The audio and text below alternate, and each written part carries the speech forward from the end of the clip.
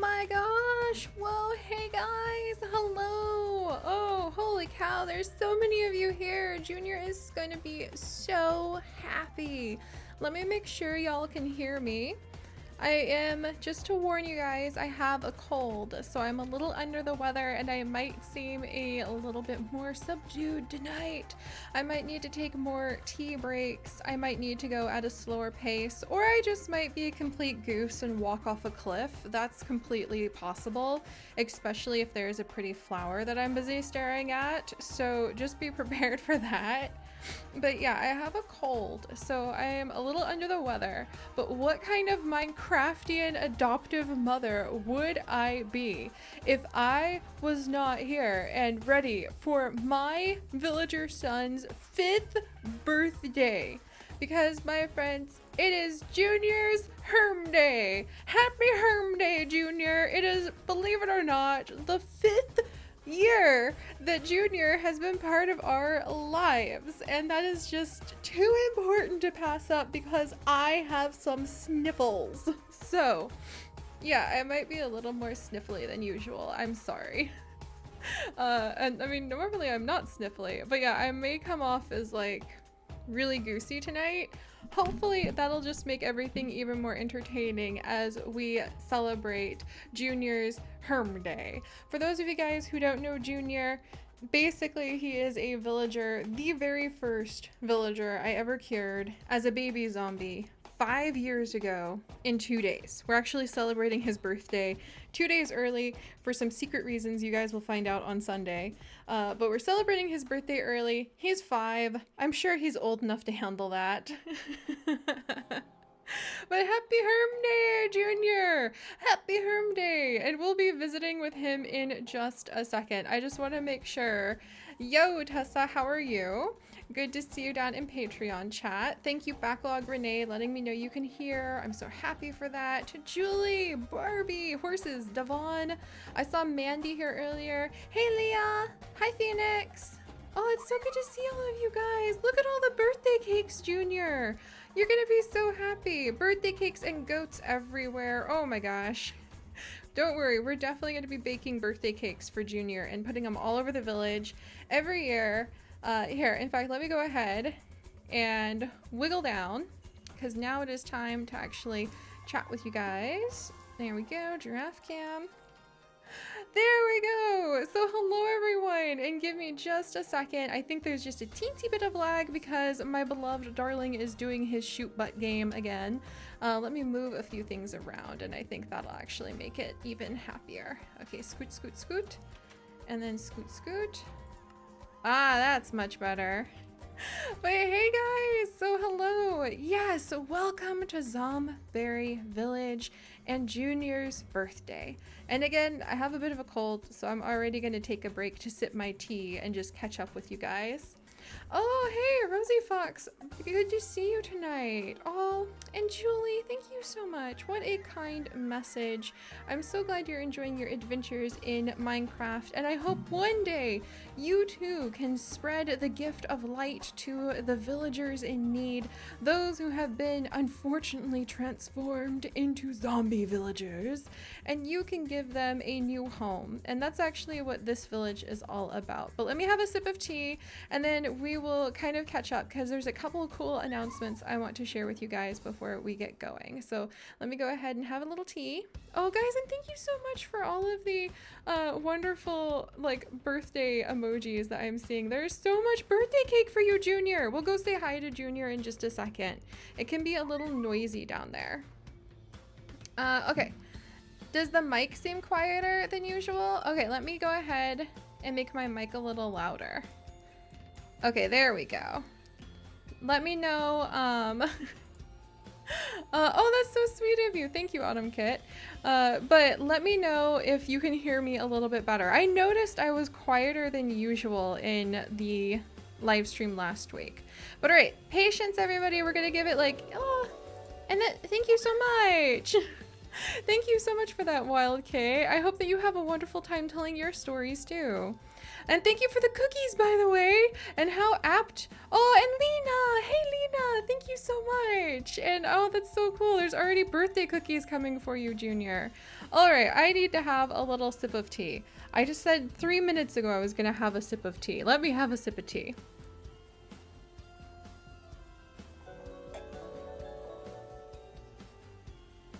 Ah, okay. That's better. I had a little sip of tea. I hope you guys will bear with Sick Seri as I am a little distractible, more so than usual tonight. And yes, can I hear you guys can hear me better? Oh, thank goodness. Yeah, sorry about that. Like, I'm always constantly tweaking my different settings between my different everythings. Good, good, good. I'm so glad you guys can hear me better. And thank you guys so much for all of the sweets and candies and birthday cake that are in our wonderful chat now. That makes me so happy because Junior's going to love that. And a lot of you guys may be new. So this is just a really quick explanation of who Junior is for people who are new. And if you're wondering like, what the heck is going on tonight? 5 years ago, 4 years, 364 days ago, I stumbled upon my very first zombie baby villager. And I could not dare to raise my sword against such a hapless creature. So instead, I dug a grave and I shoved the baby into the grave, and then I kept it there under guard until I was able to make a cure, and I was able to cure the zombie baby villager. I think the episode is called like a grave for my baby or something, which now that I think about it, I thought that was really cute and funny. That's so freaking dark. How did I not get my channel like a strike writing that? Like, what the heck? Now that I think about it, that's actually really bad. So don't search for those things. I'll put a link to the actual video, whatever it's called, in this video description when the video goes live. But yeah, seriously. Oh, Lena, thank you so much for becoming a sponsor. Gosh, it's so good to see you. I mean, you've been around for ages, so it's so good to see you. But yeah, Bethany, zombie villagers are a special variety of zombie that you can actually cure. And that is what this village that you see around us, located right next to my home. You can actually see my treehouse home behind the cherry tree back there. Here in Zudesia is all about. Because, my friends, this is a village of hope. This is a village of light. This is a village where we just had a giraffe fall from the sky. Thank you so much for becoming a sponsor again, Lena. Thank you. Let me know if you have any issues with the Discord again. It's been all sorts of trouble this month. Oh my gosh, don't even get me started on that. But anyway, this is a village of hope, of light, because every single one of the villagers that are in this village were once upon a time a zombie villager. They could have been lost to the darkness forever, but they had just enough of their villager nature left within them that with the strength of a golden apple and very, very careful persistence, I was able to cure them. So yes, you can make a special de-zombification cure for zombies. We actually have a special mod that uses modern science to make it even easier so that we can actually take a golden apple. Voila. And uses for a golden apple. Oh, a baby on the doorstep. That's what I called the episode. Thank you so much for sharing that, Tessa. Oh, yeah. So it's actually me. Yeah, Joe, you're right. It's actually me who's the dark one. Here you go, guys. Okay, this is the link. You can like bookmark it or share it or add it to a thingy doodle. But this is the link to the video. There we go. That is where we actually found Junior, and then we cured him a few episodes later. Gosh, I can't believe that was so many years ago. And we'll talk more about Junior in just a second, but I just wanted to answer the question. There is a de-zombification syringe that you can use on zombie villagers, and we do that quite often because I believe in second chances.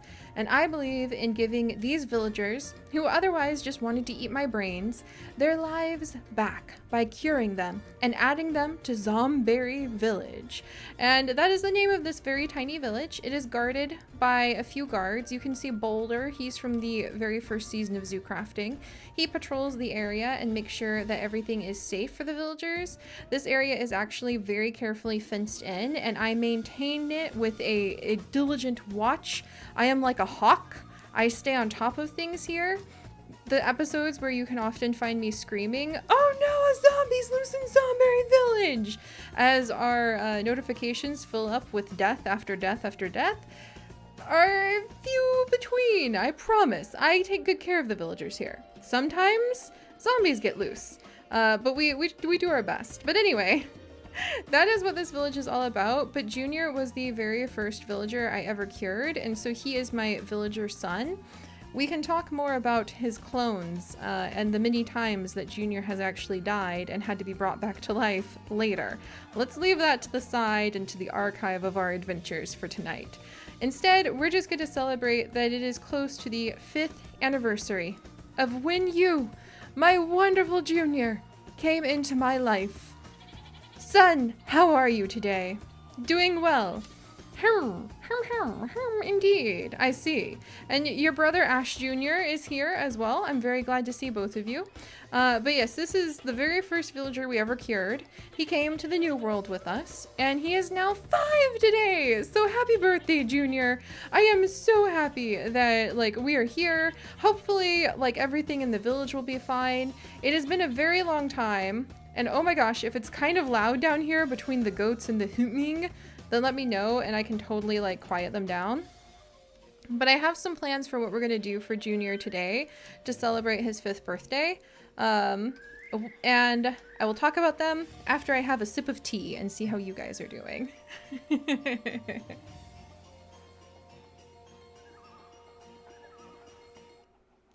Okay, yes, we have had a lot of graves discovered in this village. I won't lie. It hasn't been perfect. There have been incidents in Zomberry Village, but today is going to be all about celebrating Junior's birthday by baking some cake, and we're going to try to help him out because there is a secret I haven't told you guys about Junior that you guys are probably going to be a little surprised about. But Junior is actually the mayor of Zomberry Village, and I don't know how many of you guys knew that. We've been so busy with our adventures in Zudasia, I've kind of neglected to kind of mention that he's sort of the mayor. And the secret about Junior is that he hates the job. He absolutely hates the job. Absolutely, positively hates the job. But every time he tries to avoid getting... Oh, thank you so much! Thank you very much. But every time he tries to avoid getting into the mayoral position, somebody will just put his name on the ballot and the entire village re-elects him. So when I was trying to think, what could I do for my villager son for his birthday? 2 things occurred to me. Junior loves goats. They're his favorite pet in the world. He has always loved goats. Last year, I tried to be a good, Minecraftian adoptive mother, and I got him a goat. Its name was Mama Mia. And you know what happened to that goat? In fact, I'm gonna take just a minute and I'm gonna sip my tea again. And I would love for any of you guys who happen to know what happened to Mama Mia to speak now or forever hold your peace. Also, 1 second, I've got to reach for my tea. Oh. Rosie, oh my gosh, you're letting a 5-year-old be a mayor. Look, it's not my fault. Every time a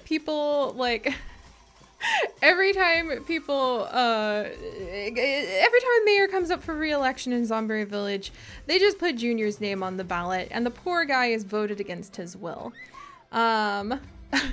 Space Dorito, so good to see you. Oh boy. Yep, Saga, you remember Mama Mia. I see. Yep, rip the yayness of yay. Oh, hey, yayness of yay. So good to see you. Gosh, I miss your creation in The Sims 4 Random Pets Genetics. That was awesome. Yep, rip Mama Mia. Rip Mama Mia. Basically, we got Junior a pet goat. Her name was Mama Mia. We had this huge celebration. We put cake all over town. We had this gigantic lead up to giving him his goat. We put the goat in the goat pen. We turned around to pat ourselves on the back. And then we got a notification. Mama Mia has suffocated to death. Oh no, I said. That's terrible, I said. But wait, I said. If we hurry, I can grab the goat fur and we can clone the goat. We'll still have Mama Mia. It will be okay, I said. We began to run towards the goat area. We ran towards the goat pen. Eager, if we hurried, we could still revive this goat in our cloning chambers. All I needed was a scrap of the goat fur. And what did we witness? What did we witness? As we approached Mama Mia's demise spot, the other goats ate what remained of Mama Mia's fur, and she was no more. So that's what happened to the first Mama Mia. I will admit, it was a little bit of a bummer of a birthday. For my village's son. I'm hoping this year we can go ahead and we can get Junior another goat, and things will go a little bit better. However, we are going to expand the goat pen. And also, because Junior is the mayor of the village, he has also heard for many months the very annoyed hums of the villagers. And I have been told, in perhaps not the politest language, that if he must be the mayor, then he would like a little bit of help. And so today we are going to work on expanding as many of the villagers' trades as we possibly can. So this is going to be an exciting day. We're going to expand the village trades. We're going to take care of the villagers. And we are going to hopefully find a goat that will not, here we goat again, and die on us. And you guys are gonna have to help me figure out if we should name this goat Mama Mia 2 or if we should name it Here We Goat Again, because I'm kind of on the fence, you might say. I wish I could make that into a pun. But yeah, it was kind of, Autumn Kit, it was kind of a really ridiculous day. That was last year. But let me go ahead and have another sip of my tea really quickly. Like I said, I have a little cold, so I might go a little bit slower tonight. Ah, there we go. Papa Pia! Oh my gosh, you guys. Okay, if we find a male goat, so it's not a nanny goat, do we need pepperoni or Papa Pia? That would kind of be funny. Do you guys think we should look for a male goat and name him like Pepperoni? Because that would be kind of hilarious. Oh my goodness. Oh, Joe, it's so good to see you. I hope you have a good time on your drive. Mama Mia, here we go again. Okay, yeah, we might have to look for multiple goats. This is too awesome. Also, that's so cool at your cat's birthday. Harry Potter head assassin, thank you so much for reminding me. Okay, guys, hang on just a second. I was just reminded, while I sip my tea, and don't worry, we're gonna get started making cake, trading with the villagers, searching for goats, expanding the goat pen. We're gonna do all that in just a bit, but I am not feeling my best, so I want to go at a nice pace. However, before we continue, I wanted to share something. I cried this morning because it's somebody else's birthday. And how many of you guys know who else's birthday it is today that is kind of being celebrated on Google?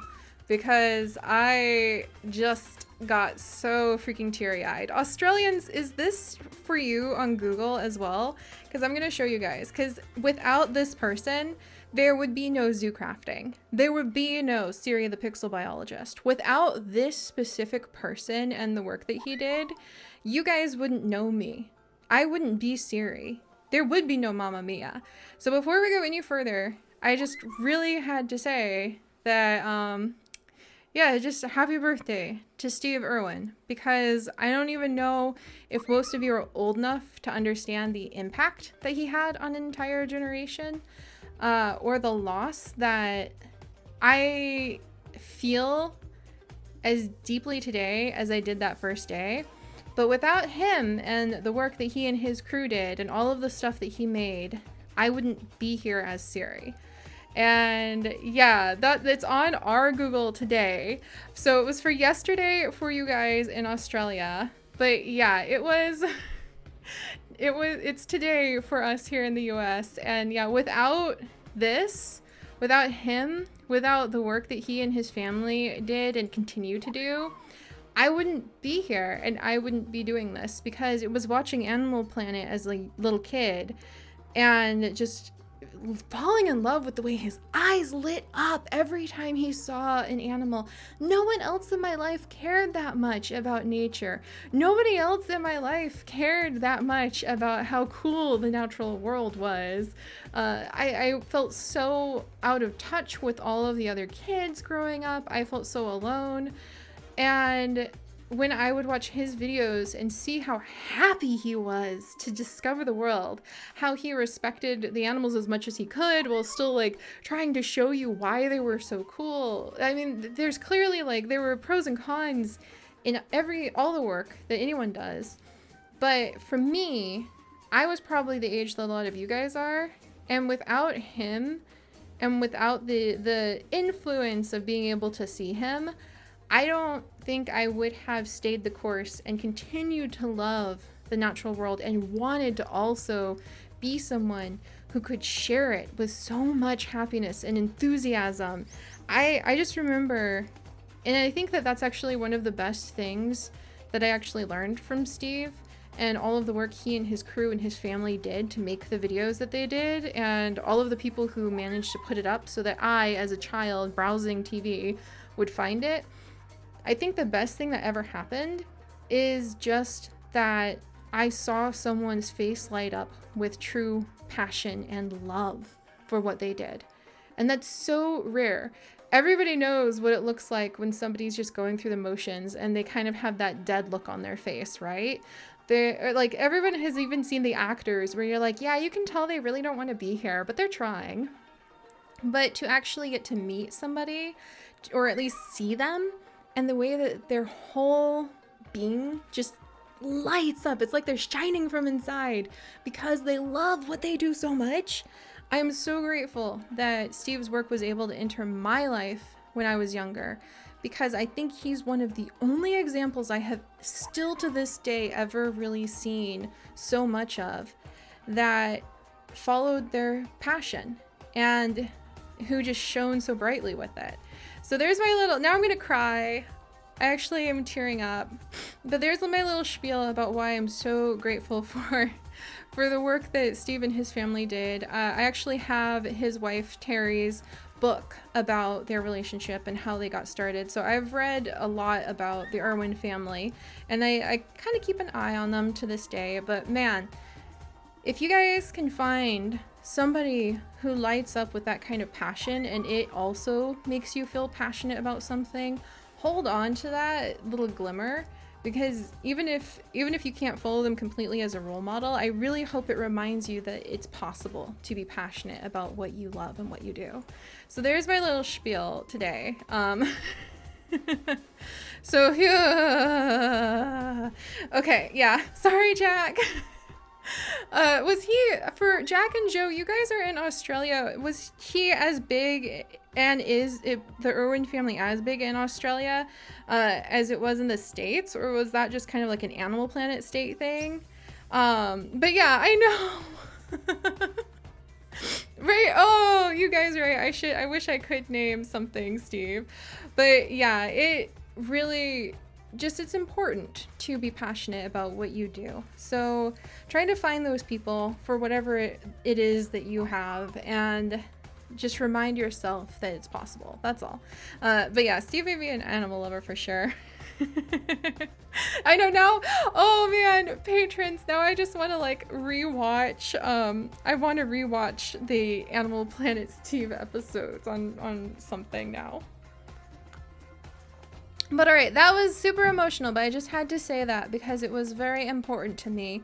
And when I loaded up Google today, I realized I had to share that it was very important to me. So thank you guys for your patience. Let's go make some cake.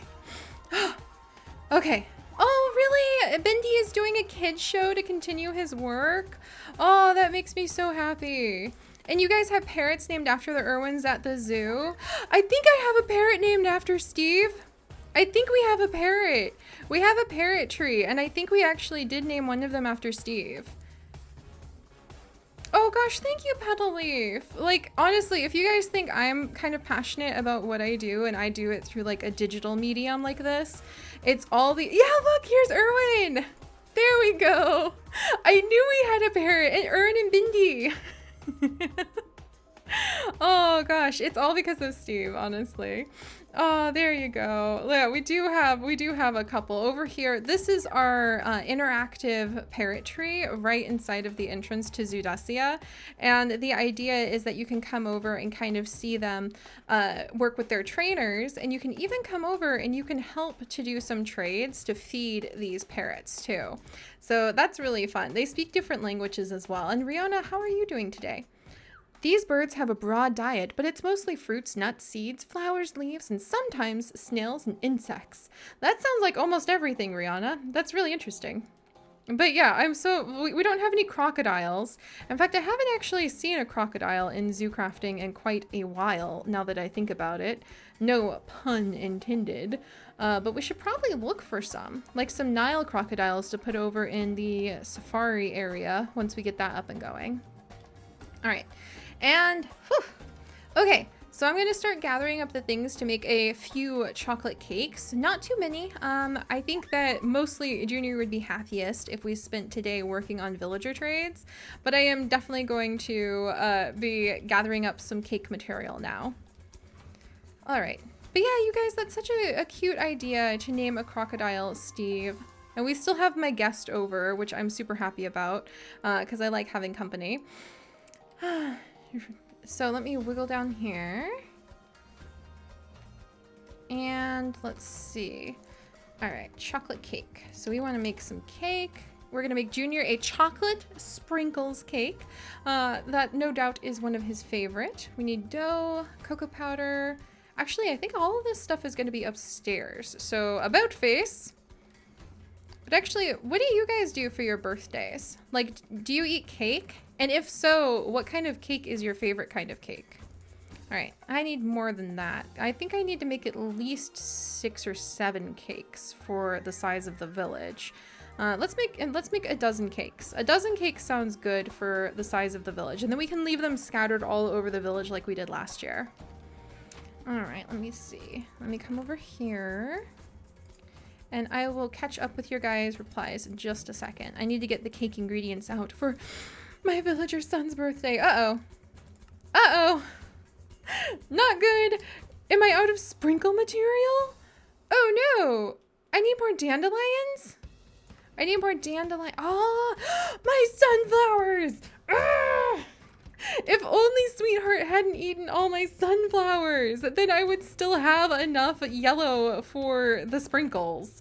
But Sweetheart did eat all of my sunflowers. Oh my goodness. All right. And I'm actually almost out of, gosh darn, and I'm actually almost out of bone meal. So it's not like I can just bone meal up more sunflowers like before.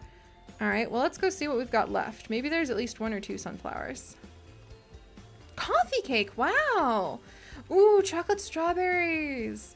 Oh, Fox, you and my sister would get along well because my sister B absolutely loves red velvet cake. I actually, oh yay, there's a bunch of dandelion yellow in here and a whole bunch of sunflowers. So I just need to get more bone meal and then we'll be okay. But yeah, my sister B loves red velvet cake. And then let's see. All right, I'm gonna need more salt for the dough, I think. Dough recipe, salt, flour, water. Okay, give me just a second. I'm gonna get some more tea. I might be a little quiet now and then while I sip tea because my throat hurts a little bit from the gosh darned cold.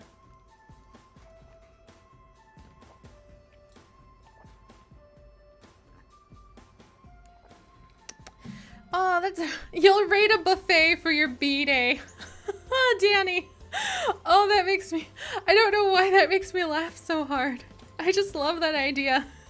I just can picture like walking into a buffet and like tossing the doors open, like splash. Out of my way, everyone. It is my birthday and I am at the buffet. Like, I just love that idea so much. I don't know why it tickles me so hard. Probably because it's something I could totally see myself doing. And that's actually what we did, now that I think about it. Oh my gosh, when we went to Taiwan, because I was gonna say, I would totally raid a buffet for my birthday if they had more vegan buffets. But they don't have a lot of vegan buffets, as you might imagine, except, are you guys ready for this? In Taipei. Because you see, Taiwan has a very large population of Buddhists, and many Buddhists practice entirely meat-free diets. So there is, I mean, we're talking like 30% of the country doesn't eat meat diets. Like, so you have a lot more restaurants catering to vegetarians and vegans as a result, right? So Chips and I went to Taiwan for his work abroad about 2 years ago now. And over the summer, he has his birthday. And then we were trying to figure out how to celebrate his birthday.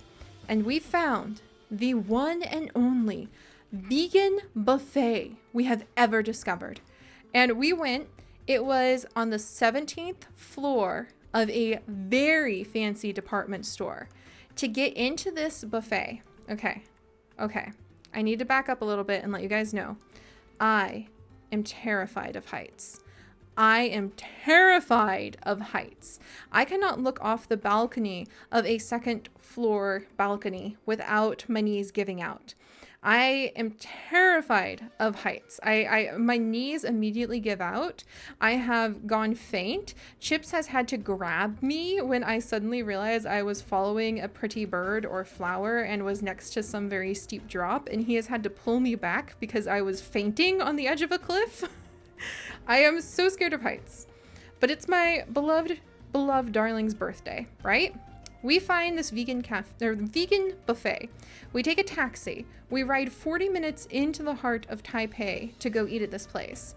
Turns out it's extremely fancy. We're talking like 3, 4, 5 stars. I don't even know how they would calculate how fancy it was, but it was only the equivalent of $15 to get in. And we were gonna do it. The downside is it's on the 17th floor of a department store in the heart of Taipei. We can practically see that big Taiwan 101 building that looks like a stack of takeout boxes from the glass elevator. You have to take 17 floors up on the outside of the building to get to the buffet. So the one and only vegan buffet we've been to was amazing. It was fantastic. We stuffed ourselves to ouchie levels when we went to the buffet in Taiwan. It was amazing. Only vegan buffet we've ever been to, but unfortunately, I can't remember very much about the food because all I can remember is the fact that the only way to get to the 17th story was to ride a glass elevator with a glass bottom and glass sides 17 floors up at max speed so that they could handle a high capacity of people. With so many people with their shopping bags from these super expensive stores shoved in that you're shoved against the edge of the glass window, shooting into the sky 17 stories as fast as this thing can like humanly go. And this little kid and their parents, there's like 20 people shoved into a space for 6 people, and your face is just jammed against the glass, and you're just watching as like the Samsung store gets smaller and smaller below. So all I can remember from his birthday and my one experience at a all vegan buffet that was super fancy is the absolute knee drop terror that I'm in a cold sweat right now remembering this. And that's all I can remember. That's all I can remember. It was so awful. So be warned, if you go into Taipei, there's a lot of fantastic food. It's amazing the amount of glass elevators for aesthetics that you will have to ride up many stories to get there. So yeah, I I mean, I feel like I need to lean against a wall just retelling that story. It's terrifying. I'm not made for heights, and I definitely wasn't prepared because you don't have any warning. Okay, like look, the elevator when you walk into it just kind of looks like this. Like there's a roof over the exterior part, and there's just this little room, and it's the elevator door, and you're like, okay, and you open it and you get in, and it's still covered up because the bottom part where you walk in has a wall around it. So you think you're in a safe little enclosed elevator, right? And you're like, all right, well, this kind of sucks. This is weird that it's on the outside of the building and not like attached or inside the building, and you have to walk across a little bridge to get into the department store. I mean, did they not build the department store with stairs or something? Whatever. And you get in, you close the door, and then it goes up one, and you realize, oh, triple fudge knuckles, this entire thing is glass. So you get tricked into it. So it's not like I had warning when I got into that thing that it was about to go up 16 more stories in a completely glass enclosure. So yeah. It just was really spooky. But all right, enough of that. We mixed up some fresh dough.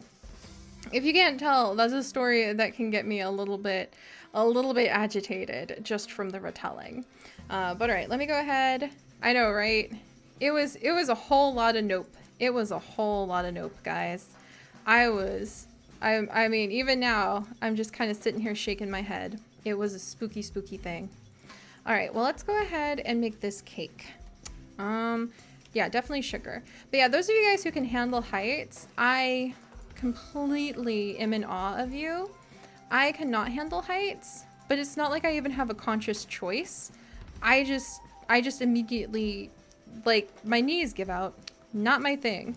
Riding aster seed and sunflower around in Minecraft has taken me years of practice to get used to. Also, no rain on my son's birthday. Sorry. I rarely do that, but actually it's very hard to hear over the Minecraft rain. All right, well, let's put down the mixing bowl, add in the dough, the cocoa, so we can make this chocolate, throw in the sugar, because we are not making some sort of sugar-free cake today. I love Junior too much for that. And then let's sprinkle on the red rose sprinkles, the cactus greens, and the dandelion yellow. And it appears that somehow, I have... Catherine's busy nomming the cake. That's so cute. Somehow I have messed up the recipe, so let us reassess. Oh, okay. You can't just throw raw cocoa beans in, friends. Imagine that. You actually have to use cocoa powder. You just can't throw in the raw, unprocessed beans. Huh. All right, let's see. Let me get this down. And... yeah, Sarah, you don't need to worry about that for snail mail. My P.O. Box people are really friendly. All right, let's see. Oh, wow. Yeah, Emerald. So you guys went to the Paris and your friend got in the Eiffel Tower and went halfway up and got really scared. Oh, okay. Hey, how many of you guys are in England? Forgive me, I'm really sick right now and I don't want to get the name of the cathedral or chapel wrong. What's the one with the statue of like Queen Victoria in front of it, and it's across the bridge from the globe? There's a very beautiful cathedral. I think it's a cathedral there, and I can't remember the name. And you can go like up into it and see out over all of London. And they have signs all over the place before you walk up the stairs to go up to the top of the cathedral. Like, do not go. Oh, Daviana! Yeah, look at those pictures. That's so pretty. That's glass. Very pretty. Let's see. Yeah, a mixing bowl. Thank you. Thank you so much, Aiden. I'm sitting here trying to figure out how I can't make my son his birthday cake, and it's because I'm so sick and distracted. There we go. Thank you, Aiden. You are my sous chef today. And now we have added on the sprinkles and the cocoa powder, and I can go ahead and we can make chocolate sprinkles cake. 1, 2, 3, 4, 5, 6, 7, 8, 9, 10, 11, 12. Wonderful. Oh, thank goodness. And again, sorry guys, I've got quite a cold, so I appreciate the gentle help there. St. Paul's! Thank you so much, Aiden and Kestrel. St. Paul's. You can go up into St. Paul's, and when we went this summer to London, my friends, like I took one look at it and all the signs are like, if you have any issue with heights, please do not go up the stairs, because apparently you go up these really tiny rickety stairs and they're really cool if you can handle heights, and you can see the detailing of all the beautiful painting and the detail work in St. Paul's, and then you go on top into the dome and you can see out over London and the view is spectacular, and the pictures my friends took up there were wonderful. But there were a couple guys who like heights who went up there and they freaked out halfway, and you can't turn around, you have to keep going. And they said that it was so bad that a couple of them were really worried that they were going to faint and they didn't know what to do, but you can't turn around, so you just have to keep going. And no, I'm so glad I didn't go. Because I think I would be like, what happens? Has anyone ever fainted from the heights in St. Paul's? What do you do? Do you just like drag them through the rest? Do they have to call like first aid? I need to know, like, what's the procedure for when you're in a fancy place or when you're in like a famous tourist location and somebody faints because they're like, oh, never mind, can't handle these heights. Because that's going to be me. I just need to be prepared. All right, let's go ahead. All right, here's the real test, my friends. Let me settle in and have some tea.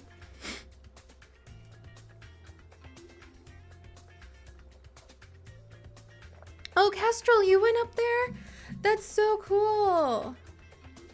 That's really cool. Oh, there's a treehouse at Disney that you can climb up with like rope bridges. Yeah, my friends all made it. It was really interesting too, because like I said, two of the guys like heights and routinely go like mountain climbing and stuff, and they were like, this was definitely a nope. All right, and this is gonna be a real test.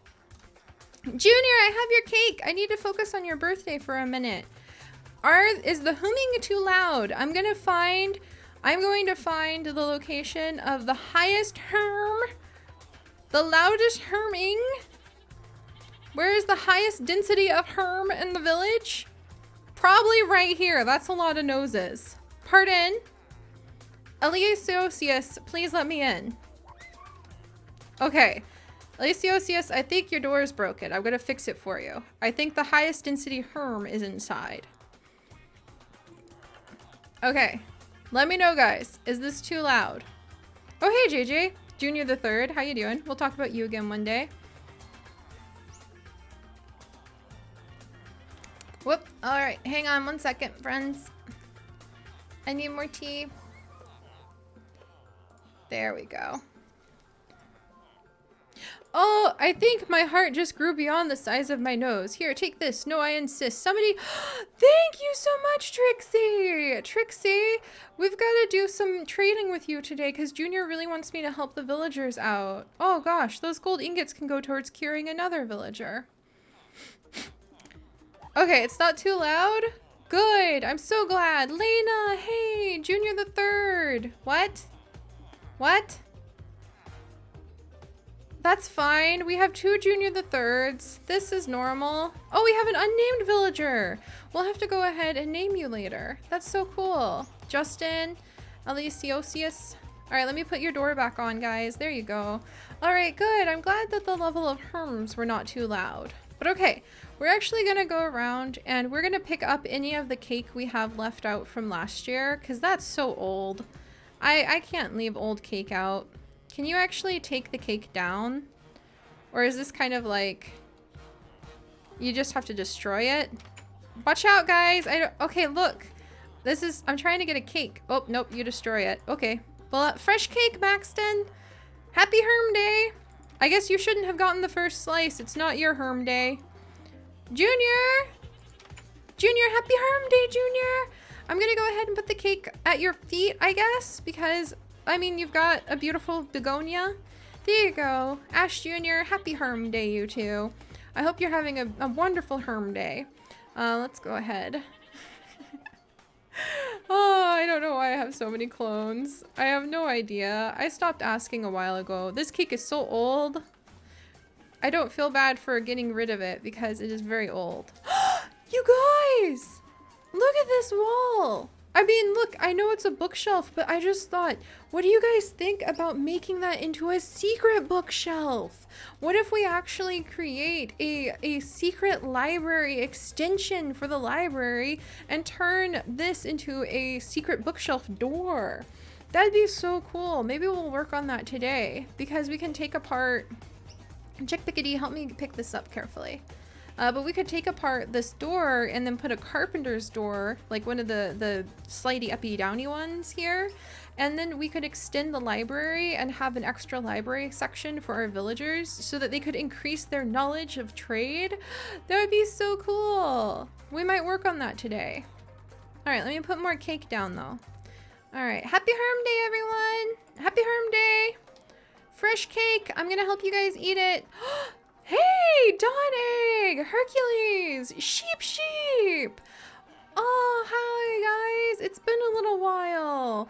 Here, we actually, this is a very famous situation actually, guys. Whoa, a lot of you guys probably don't know this, but this sheep and this chicken have been watched over for quite some time by Hercules in their ongoing extremely high competitive checkers matches.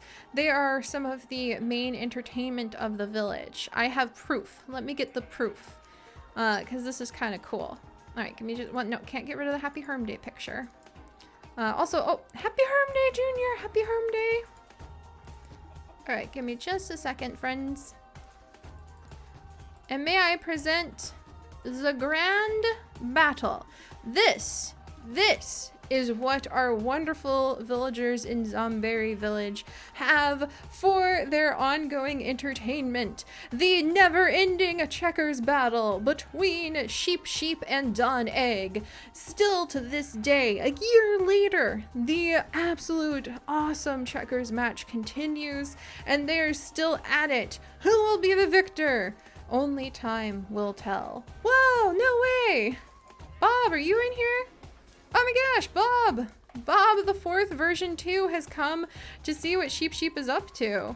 Wow! Whoa, and Dawn Egg just laid an egg! I'll go hatch that Dawn Egg. I'll see if there's anything in there. Gosh. Also, Bob, don't think you're getting away from this without getting sheared. Because I need to keep all of your extra wool, sir. Just in case you decide to, like, possibly die again. I need to be able to clone you. Alright, ooh, that's a lot of wool. Thank you, Bob. Alright, I'm gonna put that somewhere safe. There we go. Alright, but let me go ahead and leave some cake for the entertainment here. Dawn Egg, Sheep, Hercules, Bob the 4th.2. Nice to see all of you. Yeah, some of you guys think the chicken would win. Some of you guys think Bob would win. And let me wiggle over here. Oh, I see so many people talking about the epic battle continues. Oh, and Tate, you got some iron. Gosh, the villagers are in such a generous mood today.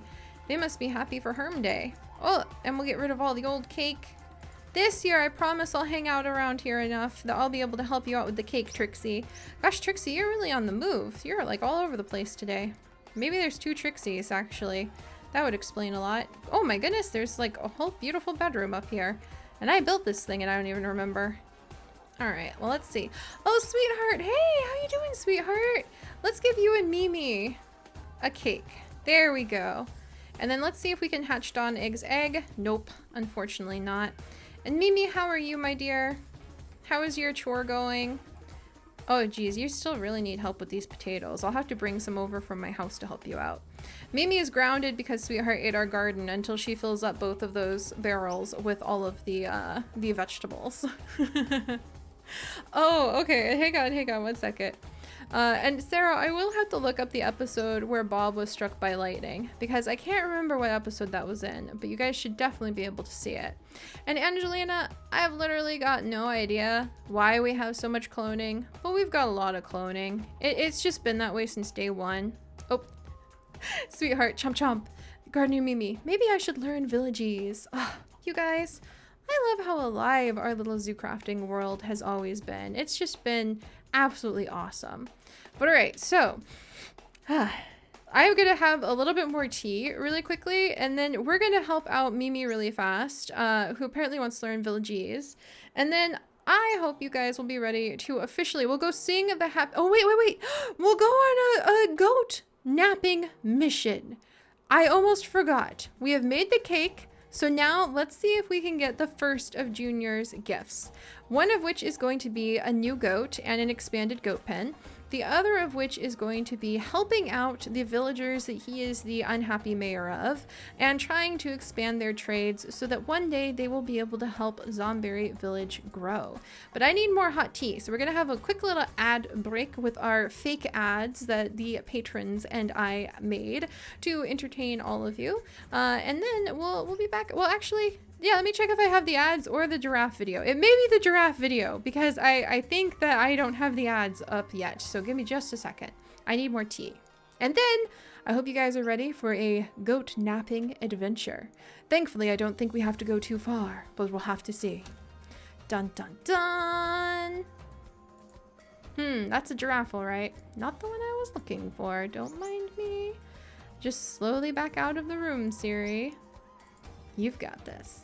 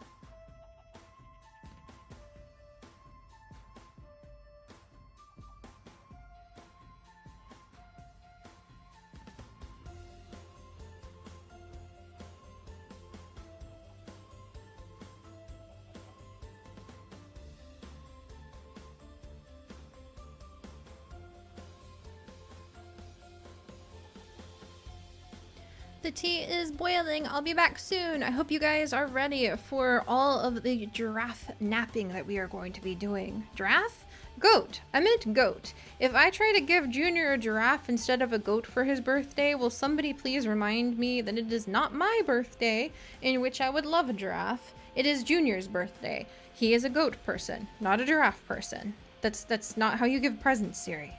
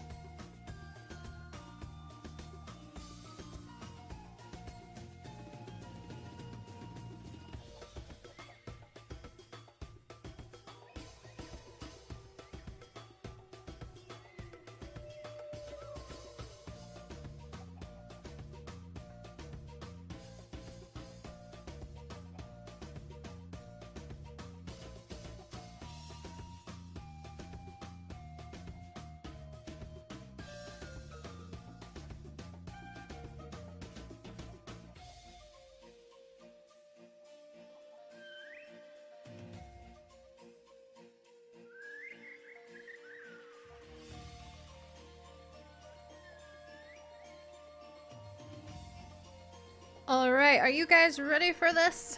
I am back. Sorry that took so long. My tea takes a minute to brew, but it is very important if we are going to be able to keep going. All right. I can't believe that I said that we were going to kidnap some giraffes because, yeah, that's not part of the plan today, my friends. We are not going to be getting some giraffes. We're going to be getting goats because it's Junior's birthday. So, all right, let's go ahead. And I'm going to wiggle down, and actually, I am going to help out Mimi, and I am going to help out Sweetheart by gathering up some of these potatoes really quickly. But while I was making my tea, I actually thought about something that I wanted to ask you guys. What's the best birthday gift you've ever given to someone? So I'm going to be keeping an eye out for like the comments, and I mean like not in terms of expense. If it was an expensive thing, that's like cool, but what I actually mean is like, what's a gift that you remember giving that you're just like, man, that was really fun. That was really fun. Because I'm trying to think about that. I worked really hard to try to take chips, thanks to a great discount I got to London. But the whole reason that I wanted to go to London with him is because his eyes light up when we go to museums. He is a historian, he is passionate about history, and he has a way of making museums the most interesting places you have ever been in. He can just make the whole world and its past and its future come to life when you talk to him in a museum. And I love that. So that's probably the coolest gift that I was ever able to give somebody, was taking chips to his favorite museum, the British Museum in the world, and then walking for many, many days around that entire place with the love of my life, watching his eyes light up as he talked about the things that he is the most passionate about. So that's definitely on my list. But oh, you made a TARDIS for your dad because he loves Doctor Who? Oh, and your baby cousin loved his new boots, Autumn K, and he was so happy that it just made you so happy. Thanks, sweetheart. We're gonna use this to help grow all these potatoes. Angry sheep poo everywhere. That is so cute. That is just so sweet. Oh, that's so cool. Oh, wow. Beefy Millman, you wrote down all of your role plays that you and your friend did for years so that she'll always have them. Wow. You grew an orchid from a seed, Soft Heart of Wind Clan?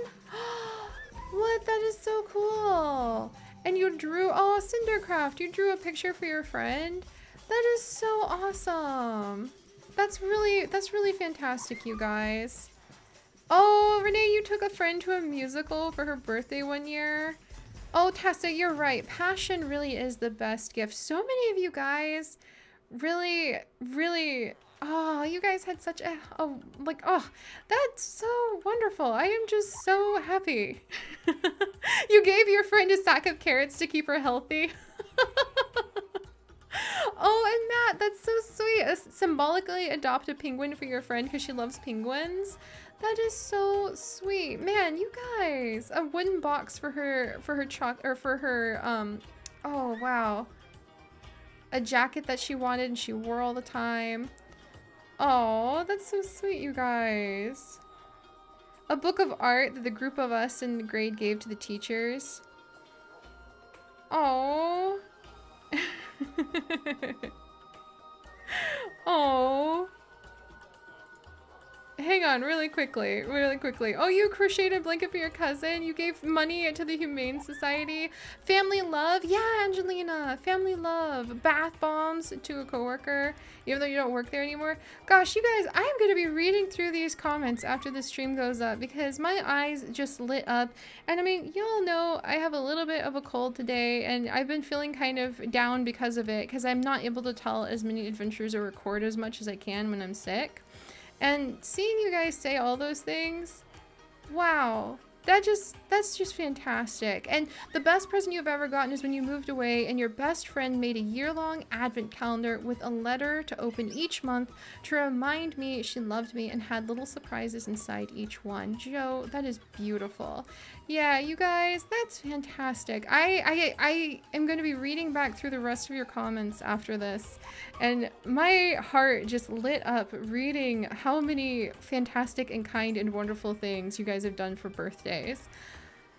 By contrast, that makes it really awkward to kind of be like, and now we're gonna go kidnap my son, a goat, for his birthday. Also, hang on one second. Osha, oh my gosh. Okay, we have a wonderful creation from our meme master, Osha, who's up there with Meme Master Turkey Girl in our Patreon chat to share with you guys once we find a goat. But all right, I'm going to go ahead and we are going to jump on Aster Seed. And let's come over to the goat pen. Ooh, that makes me a little dizzy. Aster Seed goes so fast. And let's review this situation. We have 4 goats in here. As we learned last time, if we attempt to add any more goats, these 4 goats kind of go on a goat revolt, and they made sure that the other goat disappeared very quickly. So we're going to be very careful because I think we might need to dig into the mountainside to make their pen a little bit bigger. I was thinking about coming down the side a little bit, but I think it might be safer to like make... It's almost like a goat bridge, like they're the billy goats under the garden of memories. But I think we'll dig into the mountain to make their exhibit a little bit bigger after we find a new goat. So we're gonna find a new goat for Junior. We're gonna figure out what to name it. Here we goat again, or Mama Mia the second, or maybe if it's not a nanny goat, we might name it like Papa Pia. And then I have a really cool picture to show you guys from one of our meme masters in Patreon chat. But yeah, Kestrel, we're totally going to expand the goat pen.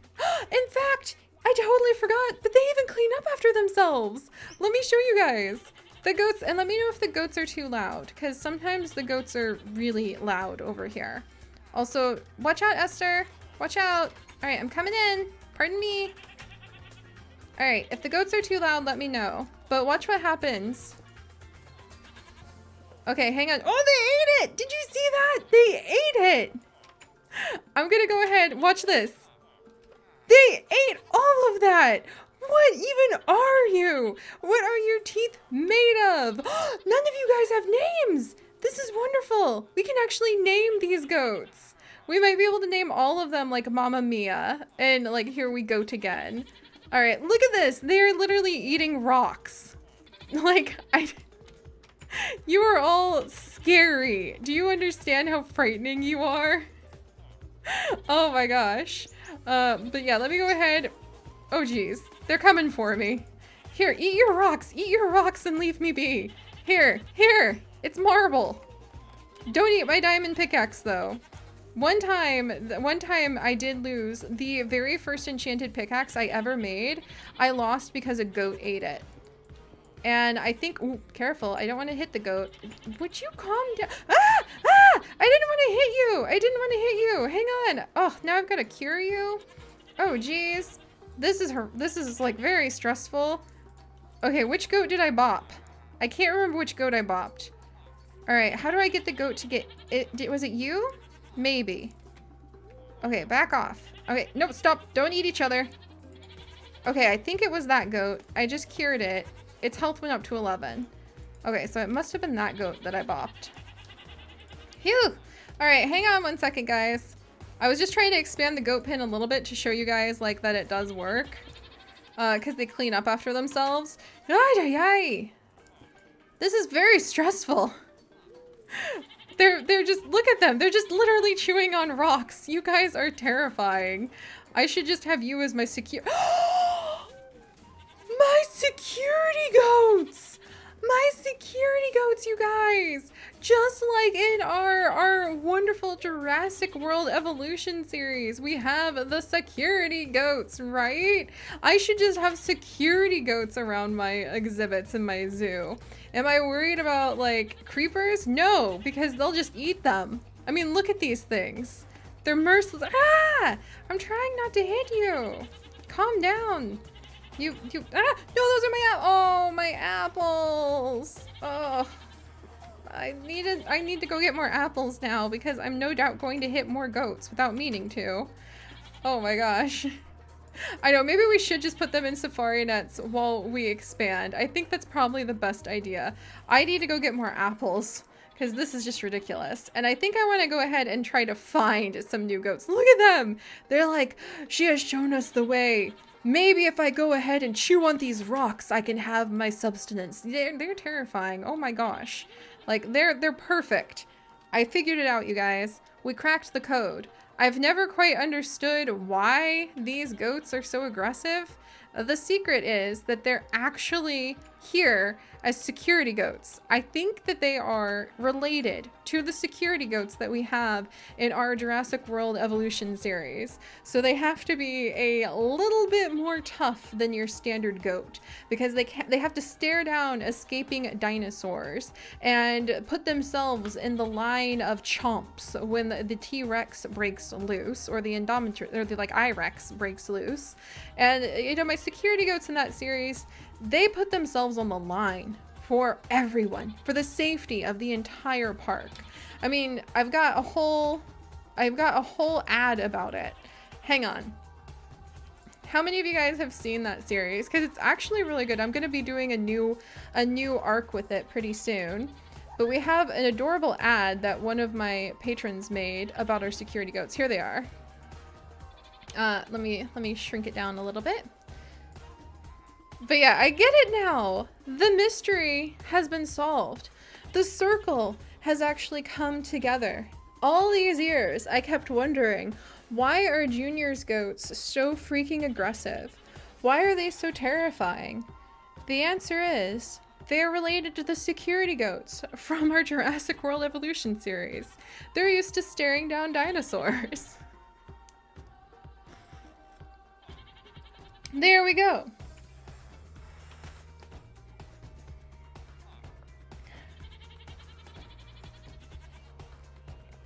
Ah, there we go. And a little bit of tea. So I'm so glad to have figured out that part of the mystery. Also, hey Bob, how you doing? I don't know why you're not up in your tree, Bob, but I'm not gonna question it. I appreciate the extra wool for backup. Because unlike my security goats, you're made out of squishier stuff, it seems. Or at least perhaps made out of more metallic stuff, because you do have a history of getting struck by lightning. Alright. Astro Seed, let's go pick some apples, and then we're gonna look for some goats, and then we're gonna put the goats into like, I'm gonna need more safari nets. So, oh, I've been hanging out with the villagers too much if I'm already hurrying. Alright, let's go to the house. Step 1, let's go get more security, or some more safari nets from Iverson downstairs, which means I'm gonna need to start doing trades. And that will hopefully help us out. So, all right, let me see. Papa Louie.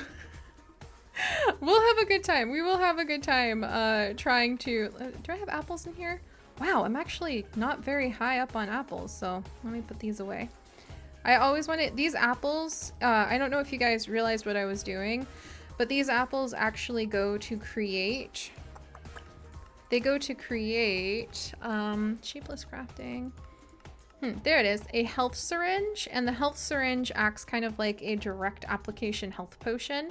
And that's what I was doing with the goats, is I was turning the apples into a health syringe and trying to apologize for basically smacking. I mean, come on.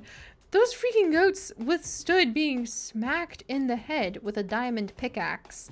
They're made from sterner stuff, it seems. Very stern stuff indeed. But yeah, I am excited. This is quite fun. All right, let's see. Oh, and where is our Detective Poodle? I totally forgot about Detective Poodle. We'll have to work with Detective Poodle in the future. Also, I don't remember how much. I have to go down in the basement. We're going into the labyrinth because the safari nets are what we use to like safely hold creatures. And I think I just need to put all of the goats into some safari nets. There's 4 goats. I have 4 safari nets, but I want to go catch a couple more and then like expand the exhibit once we figure out how many goats we're adding for Junior's birthday. So let's go talk to Iverson because he actually trades us. He will actually trade us those. Oh, an unknown egg. Cool. Thank you very much, Experiment. Sorry, you guys all kind of start looking the same after a while because you too are clones of one another. Oh, hey, Cowberry. Yeah, that was really good work you did with the bobs last week. But Experiment 404. Okay, thank you very much, Experiment 404. All right, now what do I need for a new 2 emeralds for a new safari net? All right, I'll be back, Iverson. I have to go get some emeralds. You know, naming the goats, Saga, I think that it would be awesome to name the goats after ABBA songs. And fun fact, I've never seen like Dancing Queen. I've only ever heard like the version of like Dancing Queen that was done by 17 or whatever, like a cover band. But I used to sing that all the time growing up. I thought that Mamma Mia was like a song that this cover band called like 17 or whatever made up. Oh, I'm not gonna find emeralds in here. Emeralds are gonna be with Martha, who's broody. We'll have to discuss why she's broody at a future point, because she wants a nest. Martha, you look fluffed up again. You're a curious creature. All right, 15 emerald coins. I'm gonna have to go trade those for normal emeralds. Huh. This is quite the roundabout way to get my villager son a goat. But that's okay. It's worth it. Come on, Aster Seed. We gotta go to the bank. We have to trade these emerald coins for emeralds. Then we can get some more safari nuts. And then we can go searching for goats. Thank goodness I can fly, because that means this only takes a couple seconds. And Potterhead, I think I've been streaming for like an hour. But we'll keep going for a while because it's Junior's birthday and we're getting him a goat. Also, how are you guys tonight? It's been, oh, yeah, Saga, I didn't even know they were movies until that remake came out recently. But I actually like, okay, here's the other thing that I don't think any of you guys know about me. This is a secret about me that I've never shared because I will probably never in my entire life ever stream this game. But you know how you guys are always asking me, Seri, what's a game that you like that you don't put on the channel and that you don't stream and that you don't talk about? And I usually give the answer RimWorld because yeah, RimWorld's a little bit of a more older game for older audience, I mean.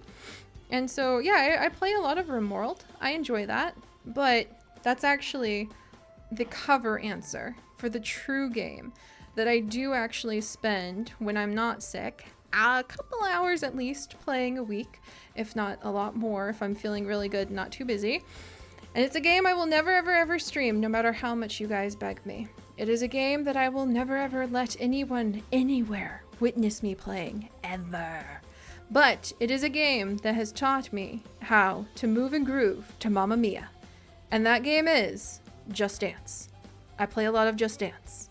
I've just laid the secret out on the table. It's right in front of you. Do with it what you will.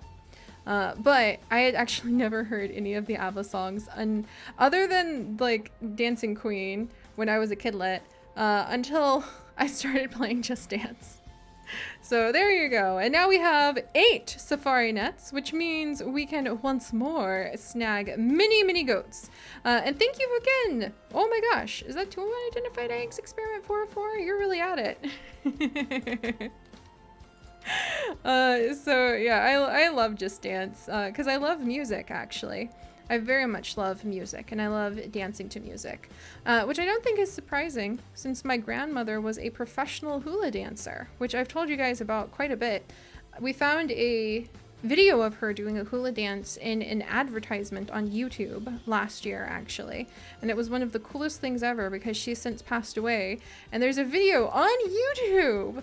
YouTube's only a 10-year-old, like 11-year-old website, but somebody who's really obsessed with travel ads from like the 1940s uploads all of these commercials from the 1940s that they have collected because they're just like a novelty collector of vintage commercials of travel ads in the 1940s. Talk about a niche hobby, right?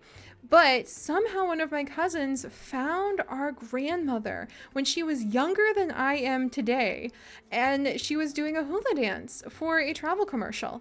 And so on YouTube is my grandmother in her 20s doing a hula dance for a commercial that none of us knew existed until one of my cousins just stumbled on it.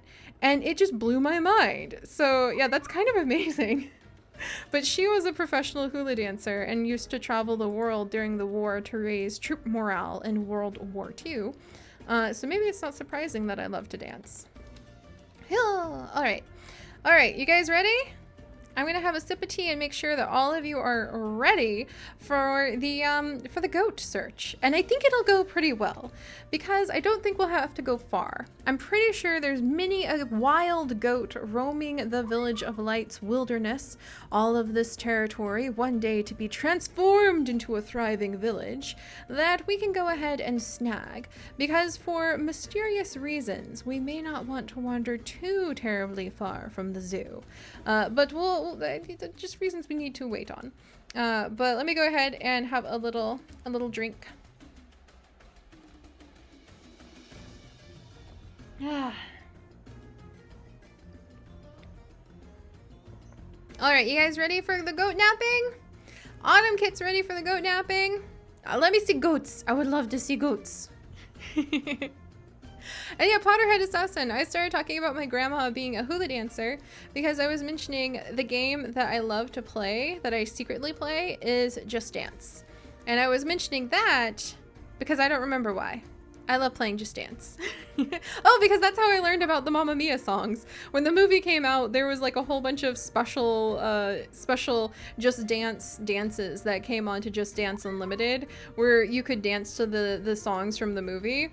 And I tried it out because I like trying all the songs at least once, because sometimes I love them and I wouldn't have tried it. I see goats! I see goats! The ABBA Goat Expedition! Alright, Mamma Mia! Here we go again. We're gonna find a goat, guys. I don't think it's gonna take very long. I think it's literally like a hop and a jump and a wild chocobo away. Oh, look at that. Oh, look at that. Okay, that was too easy, actually. This is too easy. There's a goat, cow, cow, chocobo, goat. This is too easy. Okay, you know what? That's a little too easy. That's a little underwhelming, if you ask me. We're gonna at least get off the plateau, and we're gonna start exploring off the plateau. These goats, they have it too easy. They have lived under the protection of the Village of Lights area for too long. They're clearly not fit to be security breed goats, even if that one is wrestling with a cobra right now. But that's a little too underwhelming for like our goat expedition. So we're gonna say the guys who live here are just a little bit too much of some softy goats. We need some goats with a little bit more hardiness to them. So we're gonna jump off of the plateau and we'll find the first couple goats that are somewhere like over here somewhere. Because that was just a little bit too easy. All right. Whee! Tree of Transformation, how you been? Oh, geez Louise. Fine, goats. I see that you are a very uncommon species. Excellent. You're so rare. Look. It's like finding a shiny. What the heck? Pardon, Snake? I don't think so. I'm sorry I stepped on you. But my goodness. Alright, well we have a goat already, guys. And he is a goat that's off the plateau. And it's not a nanny goat, so this could be Papa Pia. Or Pepperoni. I kind of want to name him Pepperoni, to be honest. Let's see, maybe we can get like at least a couple goats, because that was just too easy. I guess we'll just have to keep celebrating Junior's birthday and stealing goats from the surrounding area until, for crying out loud. All right, I guess if we wanted a great expedition, finding things that would take forever and send us, oh my gosh, there's another one, and send us across the world. There's another one! They're so hard to find. Woo, those are deer, but the thing is there's one goat here, and I saw another one disappear into the jungle there, and then there's one over there, and I have one in my pocket now. Oh, thank you, Girly Jules. Thank you very much for the cookies. Oh, geez, and there's one over there. Oh my gosh, that's a zebra, but oh. What? Alright, we have one boy goat, we have one girl goat. Gee, that was exciting. I can't believe that. Okay, I guess, oh, is that a goat too? No, you're a boar. I'm very happy to, like, you're not boring. I mean, I guess you're boring because you're a boar, but I don't mean that you're like a boar.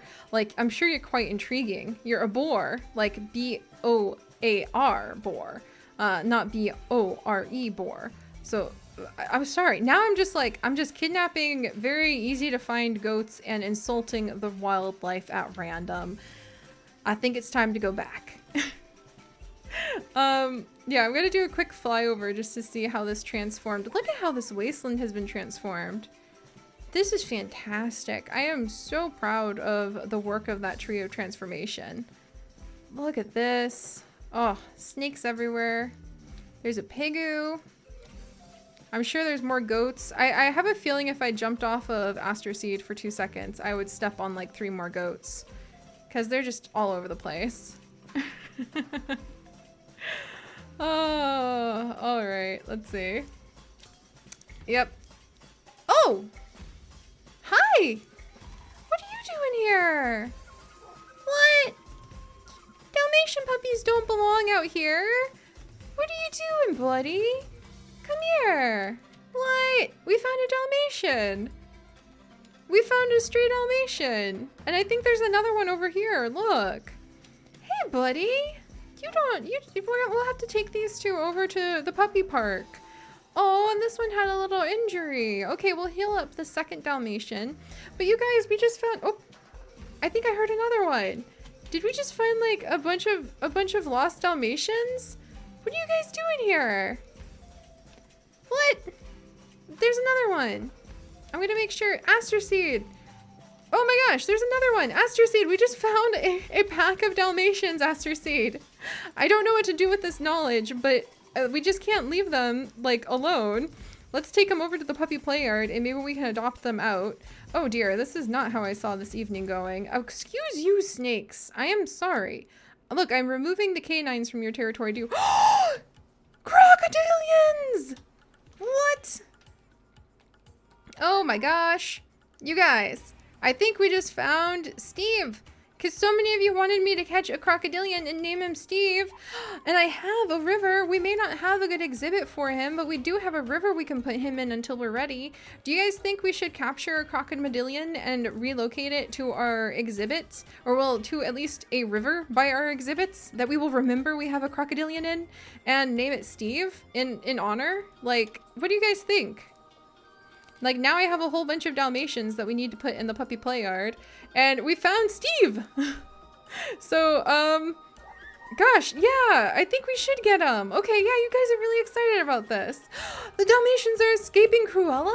Science pup, I think you may be onto something. All right, so we're gonna go catch Steve the crocodile in honor of such an amazing day. No venomous snake, you. I've wrestled with you before. And then once we catch this crocodile, we'll go ahead and name it. And we will release it into a river near my exhibits until we can give it a proper exhibit. And I'm just gonna have to put up a sign that says, warning, crocodilian. And hopefully that'll do. All right, let's see. How am I gonna do this? Okay, got snakes. Got snakes abound. There's a lot of crocodilians. Noted. Probably good to put ease on the packed population here. Let's actually use a safari net and aim, fire. Ha ha! Aster Seed, we got him. We're professionals at this. Got it? And do not release the crocodile into the sky, Seri. Do not release the crocodile into the sky. Do not release the crocodile into the sky. Move crocodile. Ooh, okay. I was really worried I was about to release the crocodile into the sky. Well, that was interesting. Ah! What is going on? Okay, we might have to come back for these puppers in a second. We'll have to remember that there's some lost puppers that we need to adopt out, because there's absolutely no way I can take care of that many pups. But let's go ahead and keep moving. We're gonna fly back in. We are professional animal collectors. No need for fear. We didn't get eaten by the crocodile. All right, wait for everything. Good job, Aster Seed. You're going so fast. And land. Okay. All right. Well, that was unexpected. In my own backyard, too. You never know what to expect after you tidy up the land and reset a little server space. But yeah, that wasn't expected. So, Stage 2, we're going to release all the Dalmatians here, and then we might find ways to adopt them out to new families, because that's a lot of Dalmatians to take care of. We might keep a few of them if some of them really bond with us, but we'll have to leave that for some side quest and zoo crafting episodes in the future. The next step is not to release the crocodile into the puppy play yard. I'm sure this will be fine. Crocodile, you sit there. No puppies. No puppy play yard. Goats, no eating the crocodile. Ooh, apparently that goat has a little, and this is the Dalmatian that has the little injured paw. There's only one of them, so I'm gonna make sure we cure him when we release him. So let me go ahead and get a health syringe ready. So many Dalmatians. Maybe we should start some sort of like 101 Dalmatian, like just rescue place, I guess. I'm not sure. Like, there you go, buddy. Maybe we'll have to give you a name in just a bit, and like maybe we'll adopt them out. We'll start talking with Erica, because there's going to be a lot of abandoned dogs that have somehow found their way over from the Cloud Saga's world. And maybe whenever we find an abandoned dog, if we know that we just don't have the resources to care for it, at least when we bring it back and we adopt it, we could, like, I don't know, get something from Erica to be like, hey, good job. So we'll look into that. All right, let me see. Dalmatian's taken care of. This is a Dalmatian. This is Dalmatian. That's a goat. This is a goat. That's a Dalmatian. Let's release the puppies. 2, 3, 4. They're so cute. We should give them names, guys. I need to go get some name tags. So we need to name 5 Dalmatians, 2 goats, and we already have Steve the crocodile. So this is turning into a usual kind of zoo crafting chill stream. We're just gonna bake cakes and we're gonna trade with villagers, guys. And now I'm chanting, don't release the crocodile with the puppies. Don't release the crocodile with the puppies, or in the air, whatever you do, Seri. Yeah, that's a normal zoo crafting stream, all right. Oh my gosh. All right, well, let's go ahead and get some name tags, because I want to be able to name all of these guys since we found them today. And then we're going to expand the goat exhibit for Junior, I think. All right, wiggle down, wiggle down, wiggle down, and landing. Gotcha. All right, and then I'm going to need some name tags. I'm going to need, can I name a crocodile? I don't know. I kind of feel like I like the idea of risking wrestling with a crocodile to name it Steve. Like, let the crocodile out and have to, like, wrestle it a little bit. Oops, scooch that over. 2 name tags.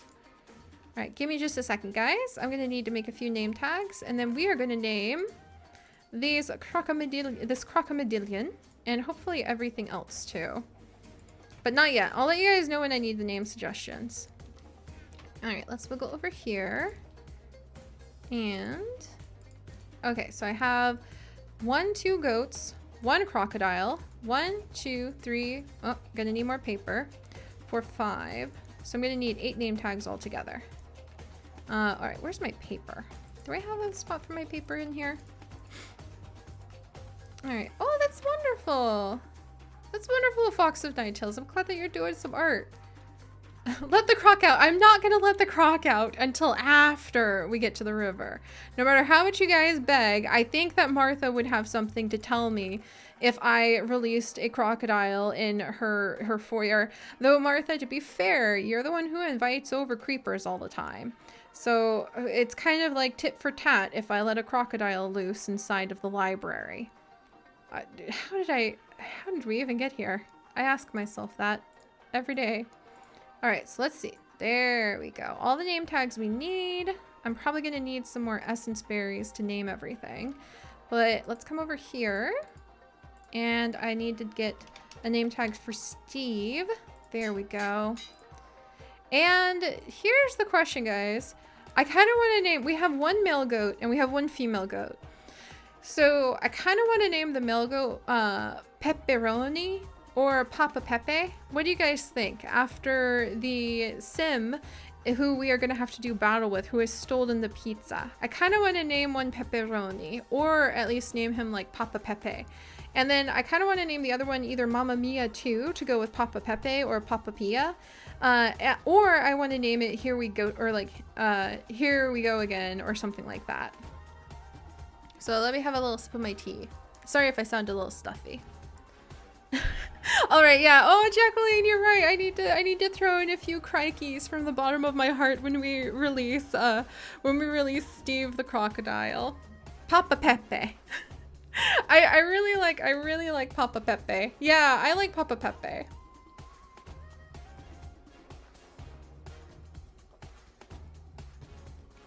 Papa Pepperoni. Oh, I like that, Esther. We're gonna try to kind of combine the names because I freaking absolutely love pepperoni. And we will be visiting with Pepperoni again. And for those of you guys who have no idea who I'm talking about, he is a sim who we made in our Sims 4 Shine Sisters stream. Let me see. Also, sorry if I'm a little bit more like wandering and distractible. For those of you guys just coming in, I am a little under the weather right now. So I'm a little sick. But I also was a little lonely because I'm getting addicted to streaming with you guys. It's just so fun. And I didn't want to spend my night like just sick in bed. So I'm really happy to be here with you guys. But yeah, Pepperoni was from last week. He is a criminal leader. Are you shocked? I hope you're... Pepperoni, hang on. But yeah, Pepperoni is a crime leader of a group who has stolen all the pizzas from Del Sol Valley because the Sims version of Gordon Ramsay, maybe Jordan Simsy, came in and criticized his restaurant and said his pizza was the worst pizza he had ever tasted, which is true. Pepperoni makes really bad pizza. But he was so offended that he has taken over all of the pizza chains in Del Sol Valley, and no one can have any pizza. He and his pizza napping crew steal all the pizza.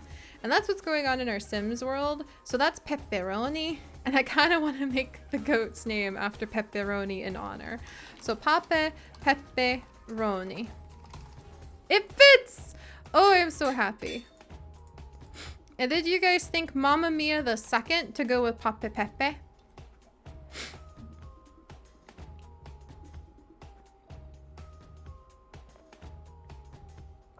Oh, hang in there. Osha, hang in there.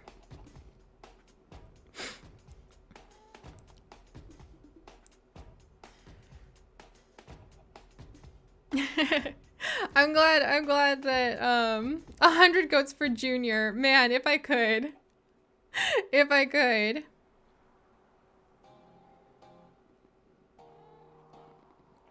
Yeah, Science Pup. It was really fun last stream. We made a lot of really cool characters. Yeah, if he can't make any pizza. Lucius, it's so good to see you. If he can't make any pizza, then no one else gets any pizza. Oh yeah, I'm seeing everybody seems to be saying Mamma Mia the second. There we go. So Pepperoni and Mamma Mia the second. And then I'm just gonna pick at random. If you guys have any names for the Dalmatians, speak now or forever hold your peace. They're not gonna be sticking around too long. I have a feeling we'll find homes for them pretty quickly. But I just think it'd be cute to give them some names because we're all here together. So I'm just gonna kind of close my eyes and I'm gonna just pick them at random.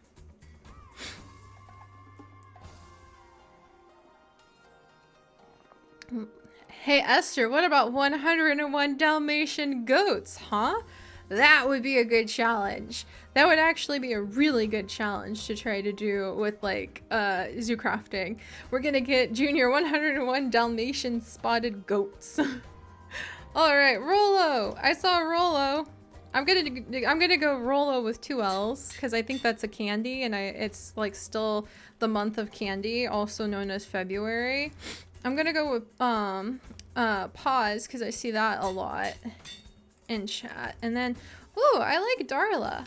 Darla is a darling name. Oh no, I'm out of enchantment. Okay. We have to go get more enchantment berries, and then we can finish naming the puppies. So hang on. Ah! Ugh, I just flew into a window. That's what I get for trying to climb with a cold. Alright. And hang on. Gotta run upstairs. I have a lot of essence berries upstairs. I actually haven't picked any fresh essence berries in quite a while. There we go. And let's see. Fresh essence berries. This'll do. This'll do. Let me grab this and this and this. There we are. Much better. And these are essence berries. They're one of the rarest berry bushes that you can find whilst you're mining. And they actually give you experience when you eat the berries, like so. Nom nom nom nom nom nom nom. So all of the berries that you see here are actually the bushes that I have collected for years of mining. This is basically my supply of 5 years of mining in Minecraft. So this is as like the most important treasures that you could basically have me show off in Minecraft. Darn, I was trying to get some of those other ones. All right, let me grab these. Give me just a second. And give me just a second, guys. There we go. All right, Junior, you're gonna have your goats soon. You're gonna be so impressed. Oh, hey, chicken, do you want down? I'm really, oh, there's a whole bunch of chickens up here. Guys, are you all from the Great Chicken Escape? Poachy, Poachy, hey, here, I'm gonna help. Okay, don't be alarmed. This is gonna be fine. I'm sure this will be fine. You could fly, Poachy. Whoops, Poachy. That was dangerous. What were you thinking? We both fell down. Poachy, can you get down?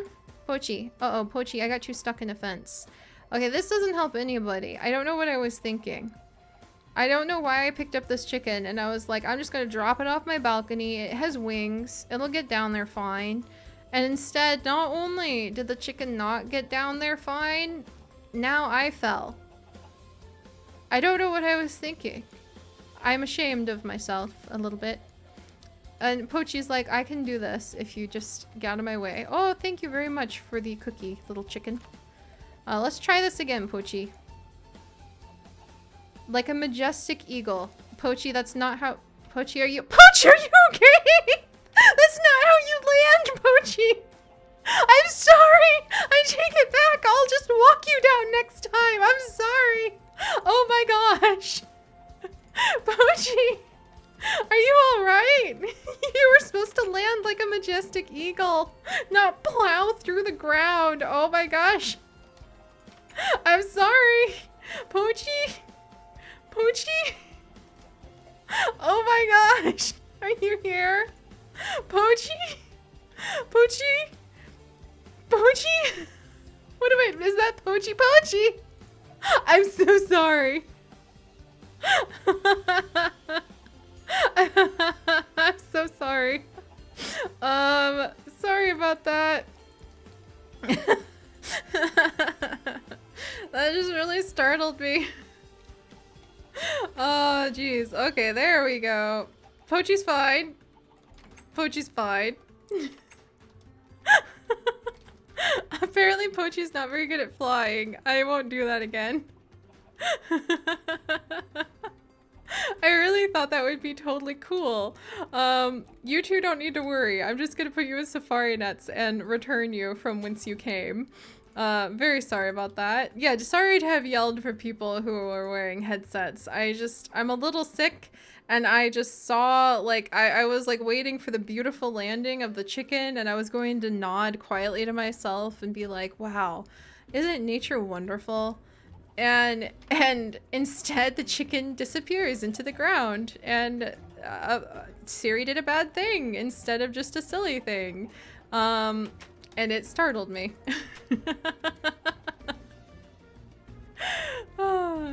And yeah, Sodra, I just have a little bit of a cold right now. So I'm not tired per se. I just have a little bit of a cold. All right, there we go. Everybody's fine. Chickens are fine. We can finish naming our Dalmatians. Where were we? Let's see. Pause. Ah, yes. We were to like Darla. A darling name, if I do say so myself. And we have 2 more names. Let's go ahead and name them. I kind of want to name one like after the chickens now. In fact, I think I'm gonna go ahead and name one Feather. Just after like the Featherfall achievement or like the Featherfall boost, because holy cow, that took a hide your chickens, kids series coming. Oh, OSHA. Oh my gosh. Oh my goodness gracious. Oh, and I'm actually gonna name one Jack. There we go. Because I like that name. There, and don't worry guys, apparently there's a bazillion and a half Dalmatians, or maybe just 100, or maybe half of 100, who knows, that need rescued. Maybe we'll have to do something with that. I'm not sure. They just showed up. We'll have to figure out what to do with them from here. Oh, and Catherine's still eating the cake. That is so cute. But let's go ahead and release Steve the crocodile. Do I have a sign, actually? I definitely need to make a sign before I release Steve. I have the materials for a sign. Okay, that'll be fine. All right, Aster Seed, are you molting lately? You were just dropping feathers like a son of a gun, if you ask me. And we're gonna release Steve. Oh, the villagers have gifted my pups with gifts. It is gifting day, since it is Herm Day, after all. Let me wiggle down. What is the gift this time? Oh, it's pork. That'll be useful. Tate, are you hungry? All right, oop, hang on, Tate. You got a little bit of grass around you. I think that's from all the angry sheep poo. All right, there we go. Here you go, Tate. All right, Tate, Lily, there you go. You guys have some food. Hey, oh, I have some carrot seeds for the goats. Let me toss these to the goats really quickly. And then we'll go release Steve. All right, goats, there you go, carrot seeds. Jeez Louise, you ate it out of the air as I threw it into your exhibit. You guys are terrifying. Like, these goats are hardcore. I'm gonna eat this stale cake to get it out of the villagers' way. And now here's the question, guys. So we have a couple spots that we can put Steve the crocodile. Whoops, sorry about that. That we can put Steve the crocodile. Should I put Steve the crocodile over in our river next to the Peafowl Garden, where there's also leeches and a very lovely lily pad bridge? Should we put Steve the crocodile in my Nympsia garden? Because I do love Steve, and so he could go into my Nympsia garden, where like pretty much no one ever goes, so it should be safe over there. Or should we put Steve over by the giraffe exhibit, where we have a big river that we may eventually start cordoning off for capybara? So giraffe exhibit or the Peafowl garden, or the Garden of Friendship, basically. Where do you guys think we should go? Also, right, Renee? It's so sweet when Zomberry villagers take good care of Lily and Tate. It's so sweet. So I'm gonna have a little more tea.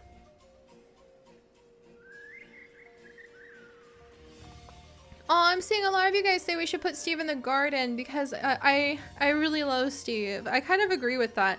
A lot of people might question the emotional motivation behind putting a crocodile in your garden. A lot of people might question that. They might be like, wait, why are you putting a crocodile in your beautiful garden? And they might think the answer, because it represents the time that I found passion and excitement in my life as a child, a true role model, a true hero. A lot of people might think that's a little bit wonky donkey, but I think you guys would understand. So yeah, a lot of you guys are saying near giraffe exhibit, garden of friendship. I'm staying in the garden. I think we're gonna put this one in the garden, guys. So we're gonna go ahead and we're gonna go put Steve in the garden. And he's gonna be, oh, Jacqueline, I love that idea. What if we end up like having little flower crowns made for Steve the crocodile from our beautiful Nympsia garden? Also, these aren't Nympsias, or they are Nympsias, there we go. But I kind of love that idea. So basically, guys, this is my Nympsia garden. All of the flowers that you see around me represent 100 of our community members. We're about to hit 300,000 people. What the heck a doodle with that zombie doodle down there? I'm gonna have to zombie doodle don't that later. I think it's just a statue, actually. But all of these flowers that you see around us represent 100 community members. And back when we were a much smaller community, I started putting Nympsias to represent 100 of you guys per flower, so that I could remember I was speaking to literally hundreds of people, and that was important. That we share a common passion for the natural world and storytelling, that we're not alone, and that I needed to take the role of speaking to that many people kind of seriously. No pun intended. And I took it too seriously sometimes, and I didn't take it seriously enough sometimes. But this is basically just the garden to remind me not of a big number and like pat myself on the back. But it's a garden that I hope can remind all of you that you are not alone. Seri fan! Yes! Yes, Seri fan! Thank you for the cookies. Hey! Speaking of like, hey, wait. You guys, you see these cookies? Look. No, it's cake! You see the cake that just fell down? It is from a Seri fan who says, "Hi Seri, it's me, your biggest fan. Did you take the rest of the cookies? Also, go for the Garden of Friendship." Aw, thank you so much, darling, my wonderful Seri fan. And yes, I took the last of the cookies. I literally held them up while you were playing shoot butts with 2 cookies on the plate, and I asked, do you want to share? And you were like, no, they're yours. So yes, I ate the last 2 chocolate chip cookies, but I asked permission, and if you want more, I'll make you more cookies. Darling interruption over. Though I love darling interruptions, so darling, if you're still watching, you can interrupt. Here's an honorary cookie, my love. Here's a cookie. There you go. I love you. Love you too. All right, there you go. He has his cookie, and we will release Steve here. But yeah, I've actually got to plant some more Nympsias in here because we're about to hit 300,000 subscribers. Why are you people here? Like, this is great. Like, cool to hang out with all of you, and I love it. But I guess if you're not here for the roleplay, don't know why you're here. All right, anyway, moving on. My beloved messaged me, and that always skedaddles my focus. Oh, geez, I've got all this stuff in my pockets. Give me just a second. Oh, it's the pizza we made last week. Always a good thing to find extra pizza in your pockets. I mean, probably not really in real life. That's probably a bad thing. But let's stop rambling, Seri, and put Steve into the Nympsia garden. Also, that's so cute to see so many of the cookies and to see so many cherries. You two are the relationship I strive for, goodness. Aw, Space Dorito. Thank you so much. Yeah, he's so sweet. But all right, okay, you guys ready? We're gonna see if we can release Steve into the garden. And he'll probably stay in this moat just fine. And I love the idea of making like beautiful flower crowns out of the Nympsias and like being able to decorate. And he's Steve of the flowers now, which really makes my heart so happy. So I'm gonna go ahead and we're gonna add in Steve of the flowers, and I don't know, now I kind of want to commission some fan art or something of like our crocodile Steve swimming in our Nympsia garden with just like tons of flower bands on his head or something. But let me go ahead and try to put him down and name him without getting completely eaten. So are you guys ready for this? I'm gonna have a sip of my La Croix. Orange flavored La Croix, and wait, because I think I'm gonna get chomped. So no biting, Steve. Let's see if we can do this. Oh, hang on. All right, there we go. I'm just gonna stare at you guys uncomfortably while I sip my drink, while I wait to make sure that we're all caught up and you guys are ready for the release. Crocodile wrangling, that's right, Saga, that's right. Oh, Angela, hang in there. I used to be scared of flying too, but everything's gonna be a-okay, all right? You're gonna be okay, promise.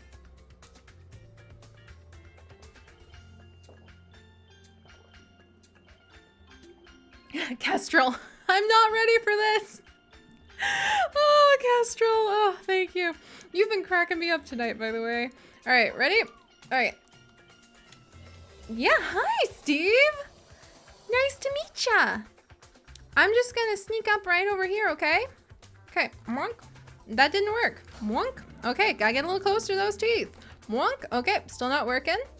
I mean, you seem comfy. Okay. All right. You know, they say you shouldn't enter the water with a crocodile. Hey, Australians! Do you have any tips? Oh boy.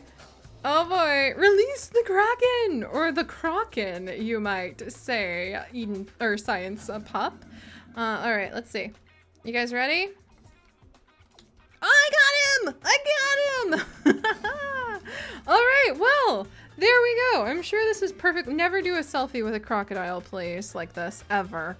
There's my PSA of the day. But there we go, guys. We now have Steve, the flower headband wearing crocodile, in our beautiful Nympsia garden to always remember where all of this came from. Because, yeah, without Steve, I wouldn't be here as Seri. So thank you. Thank you very much, Steve. And I will always do what I can to carry on your memory in my own tiny little silly goose way. All right, let's go name these gosh darn Dalmatians that have just popped up out of nowhere. And then we are going to release the goats, finally, and give Junior his gift. Oh my gosh, you are molting so much, Sunflower. See you later, Steve. We'll see you when we hit 300,000 and I come to add a ton of Nympsias and then cry on camera like I always do when we hit those milestones. It's just the normal day in Seri land. Just the normal day in Seri land. All right, there we go. Yeah, run if you see a croc. I am so proud of all of you for encouraging good crocodile avoidance behavior. I feel like I need, can I do it? Okay, Jack, are you still around? Can I interview you? What is proper crocodile procedures? Maybe I need to talk to a Floridian. Like, I don't know, maybe I need to interview both somebody from Florida and somebody from Australia and be like, can you please explain the difference in your crocodile handling ways? Please let me know crocodile safety tips, crocodile wrestling tips, crocodile nicknames. Actually, I would kind of love to compare the most common nicknames for crocodiles between Australia and Florida. Family-friendly version. Okay, the villagers are screaming over the cuteness of my puppies. Let's name these guys, and then go see what's happening to Lily and Tate. Feather. Rollo. Darla. Then we've got Paws. And where's Jack? Are you Jack? Rollo, Feather, and Jack. There we go. Yay! All the Dalmatians have names. Let's go see who was squeeing over Lily and Tate this time. Your uncle had a crocodile in his pool once? Oh my gosh. Do not change. Oh, Foxtails, are you Australian too? Oh wow, somebody gave us a cake, an apple, slime balls, and more raw pork chops. They're really having a good time with Lily and Tate today. All right, let me go ahead and put this all away really quickly. And now we're down to just the goats, and I need to actually put the other goats into the safari nets, and then I can see what I see so much crocodile emojis, and I kind of love it. Now you people are finally figuring out that's what Seri loves. She loves the language of emojis. Speak emoji to her. All right, into the nets, everybody. None of you have names. All of you will be named after various ABBA songs at some point in the future. Holy cow, putting those goats inside of there for a minute so that it's just the sound of the villagers, the door slamming, and the beautiful dove. Whoa, and the beautiful dove. It's kind of peaceful. All right. But let me go ahead and scooch the goats over. We now have 6 goats, so I probably need to expand out this area quite a bit. I'm going to clear out a bit of it, and then we're going to redo this goat area as Junior's birthday present for the day. All right. All right, let me see. I need a shovel. Also, if I quiet down a little bit, I am a little sick today, guys, so I just don't want to alarm you if I'm a little quieter than usual. What, you saw a koala yesterday, Fox of Nine Tails? My gracious.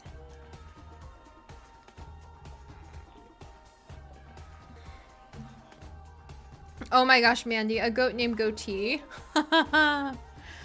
Also, Kestrel, that's so cool that your parents used to play ABBA songs.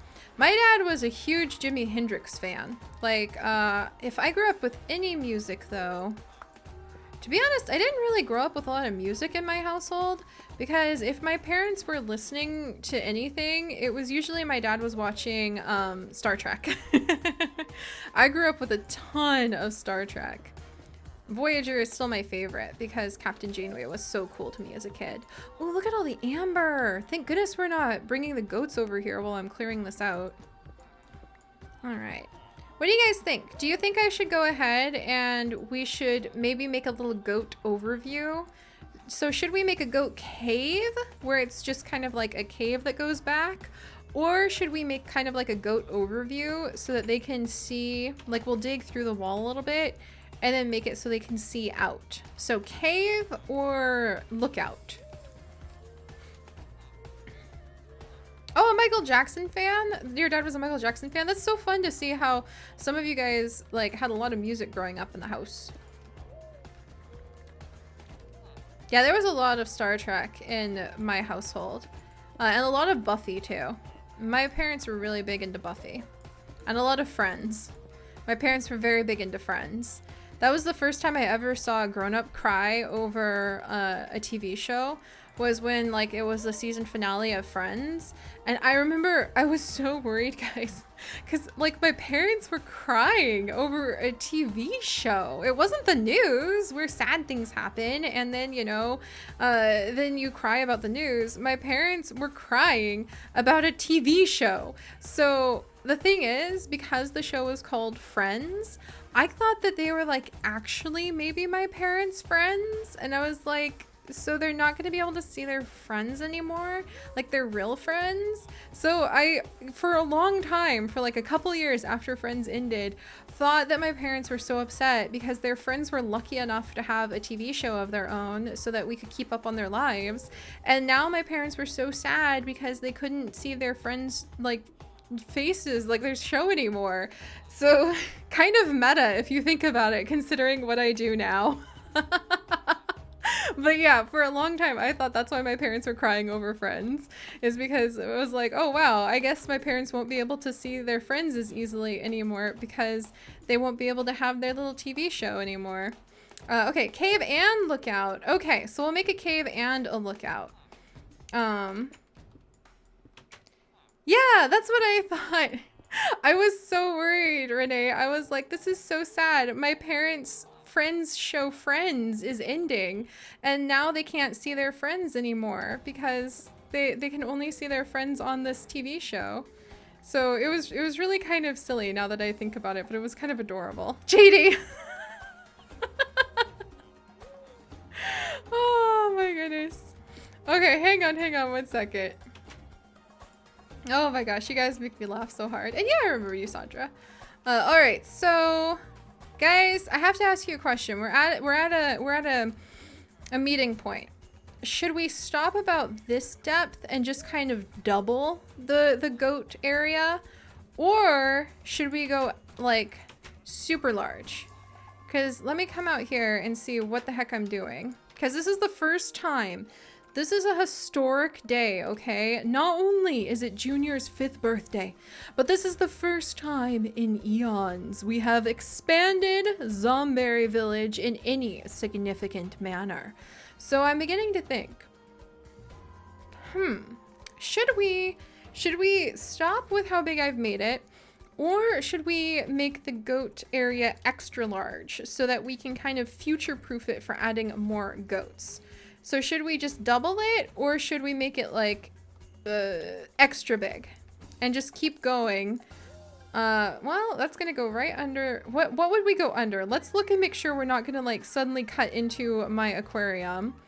I don't think we would. I mean, I guess there's a lot more room over here than I thought. I think we'd eventually bump into the dog's cabin, maybe? Oh dear, I'm seeing super large. Oh dear. There's an escape spot?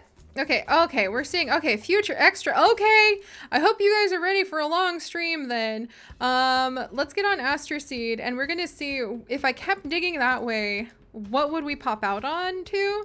But we might give the goats like an overview of Zudasia Village, and what we might eventually do is we might actually make it so that maybe under, well, I'm gonna have to be kind of careful with this because I've got some builds under there,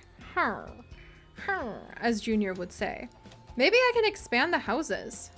Like maybe we can expand the house in the future as well so that the villagers had a few more rooms. This might be very interesting indeed. Let's see what we would dig through just to be sure we could even do this. We might actually bump into some of my sorting chambers. You guys are so ready for more goats. All right, well, if I kept digging on this side, we would actually, it looks like we would pop out right above the puppy playpen. What? Is that what we would do?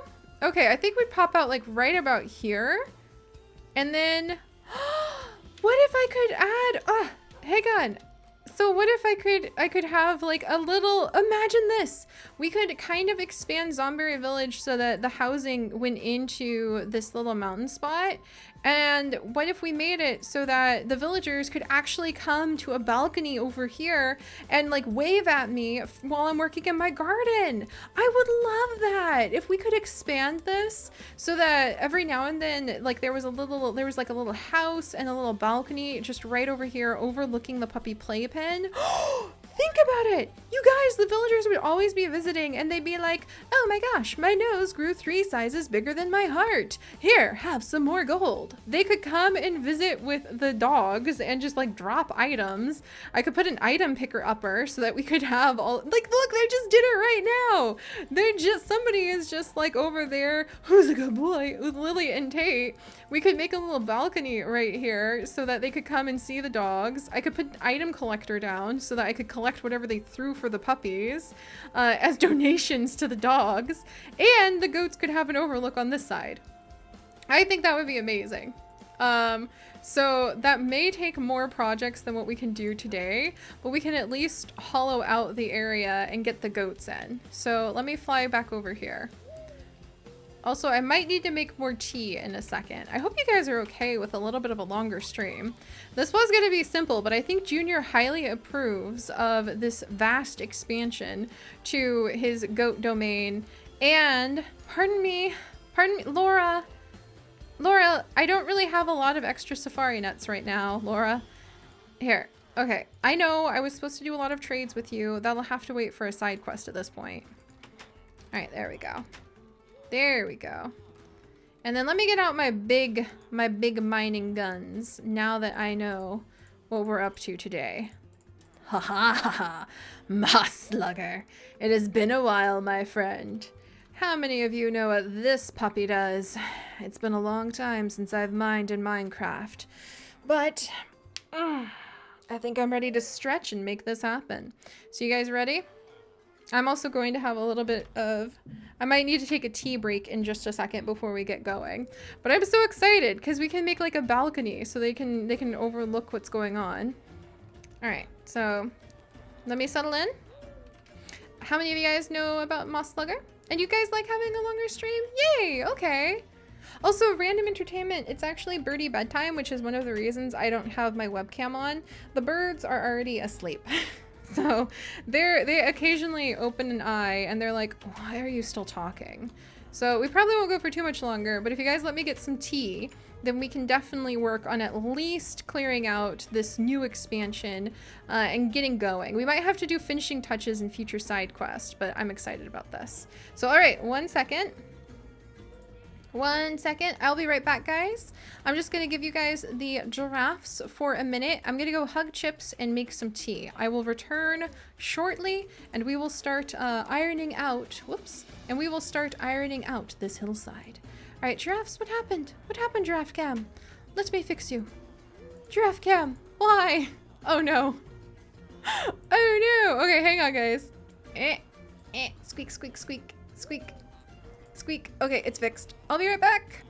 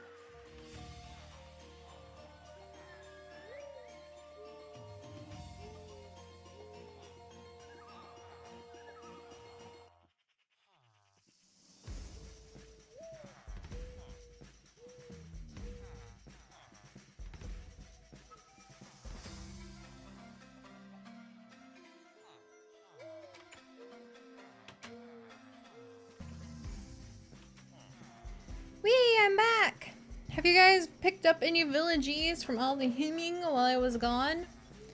Eee! Alright, my tea is made and I have moss slugger. Alright, so this is going to be really interesting, guys. I honestly have not, like, pecked away at a wall of stone in Minecraft in quite some time. So let me go ahead and let me wiggle through. We're just going to go straight through and hope that that's going to work. And then we will replace the ground with grass. And I think we'll only expand the goat pen for now. And we'll save doing room expansions for Junior. And you guys, whoops, sorry about that. You guys, we could actually make Junior a little town hall. We can go ahead and what we could do is we could make him a proper mayor office. Maybe he'll feel better about being a mayor if we give him some sort of secretary. Who knows? Maybe Dodo maybe our Dodo secretary Martha has a niece or something who could come and they could go ahead and work for Junior. Maybe that'll help out. And then we could go ahead and give him like a proper mayor office and maybe a little relaxation room. I think that'd definitely help him out. I think that would make him less cranky. Oh my goodness. Angela, you know, I completely didn't know that the giraffe I forgot actually that the giraffe from Toys R Us was named Jeffrey until you just said that. So unfortunately I forgot Jeffrey. Alright, but yeah, how are you guys tonight? I see a lot of you guys are really excited that you don't have school or work tomorrow. I do, because I'm going to be here for the niche stream, so I've got work tomorrow, but it's kind of fun. Also, Kestrel, yeah, Junior's backyard is going to connect with my backyard, and I think that's so much better, because one of the reasons I have always loved the villagers is because they make my world feel alive. And like less, I wouldn't say less lonely, because I'm never really lonely in zoo crafting. I'm one of those people who's never really lonely when I'm on my own. I mean, I work from home by myself all day long, and I am happy as a clam in the finest, softest sand. That's me. I'm quite the introvert, and I like being by myself.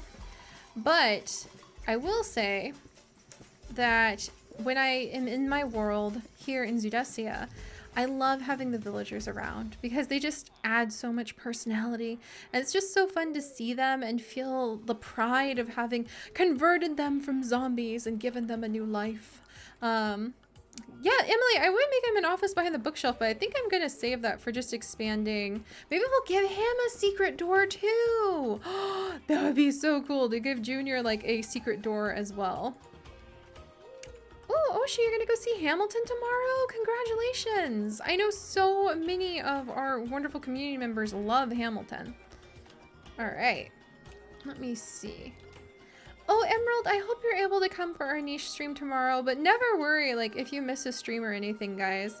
It's... I pick streams for the best time for me, and sometimes we'll... like, that's why I don't give a specific time, because I am just really... because I'm really trying to keep streams casual and fun, and when I give a time, if something happens, I get super stressed out if I can't be on time. So I understand the times are not always the best for everybody. They're meant to be like the best for me and Chips, and there'll always be videos afterward. Okay, I think we're getting into some dirt now, which is good. And then let me wiggle over here. Yeah, give him a secret area to his goat.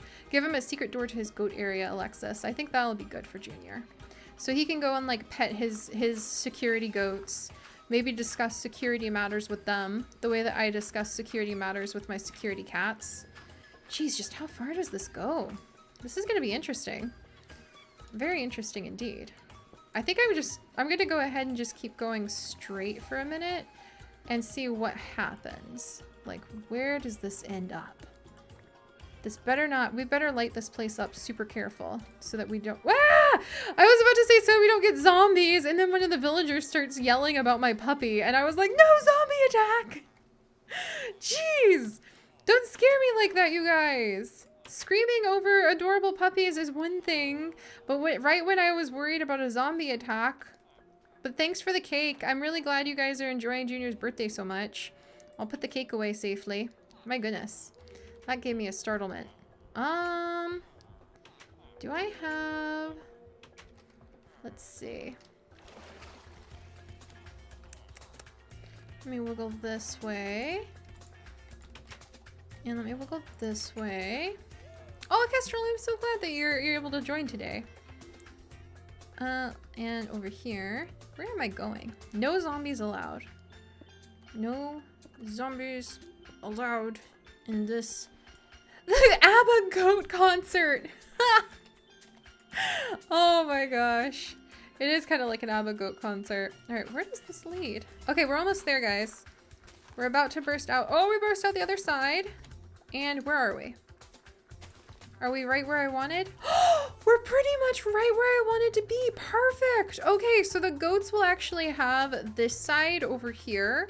And they will be able to kind of look out over the zoo this way. And then when we dig out the area right next to it, it is literally going to be right over the dogs area. So the villagers will be able to come all the way through all the doors downstairs, and they will be able to come and visit with the puppies if they want to. This is fantastic. It is a way where the villagers can come and see what I'm doing in Zoodesia.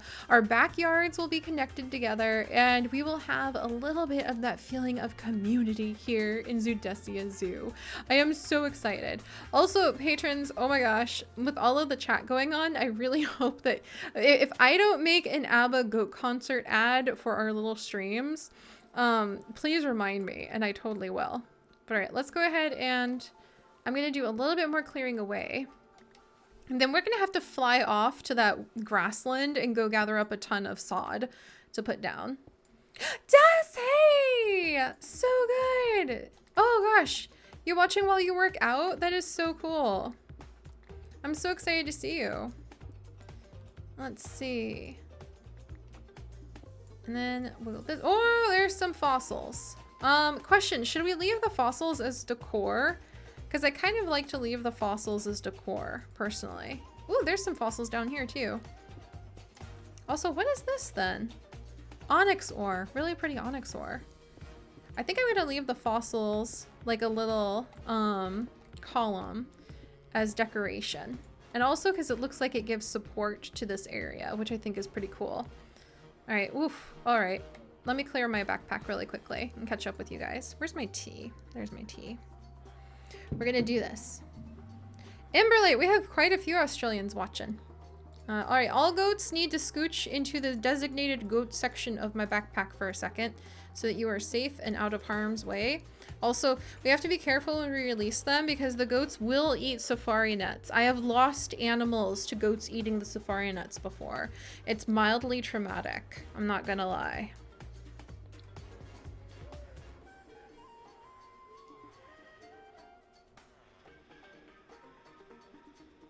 Yeah, it cuddles the fox. I think I'm gonna leave the fossils so they're nice and pretty.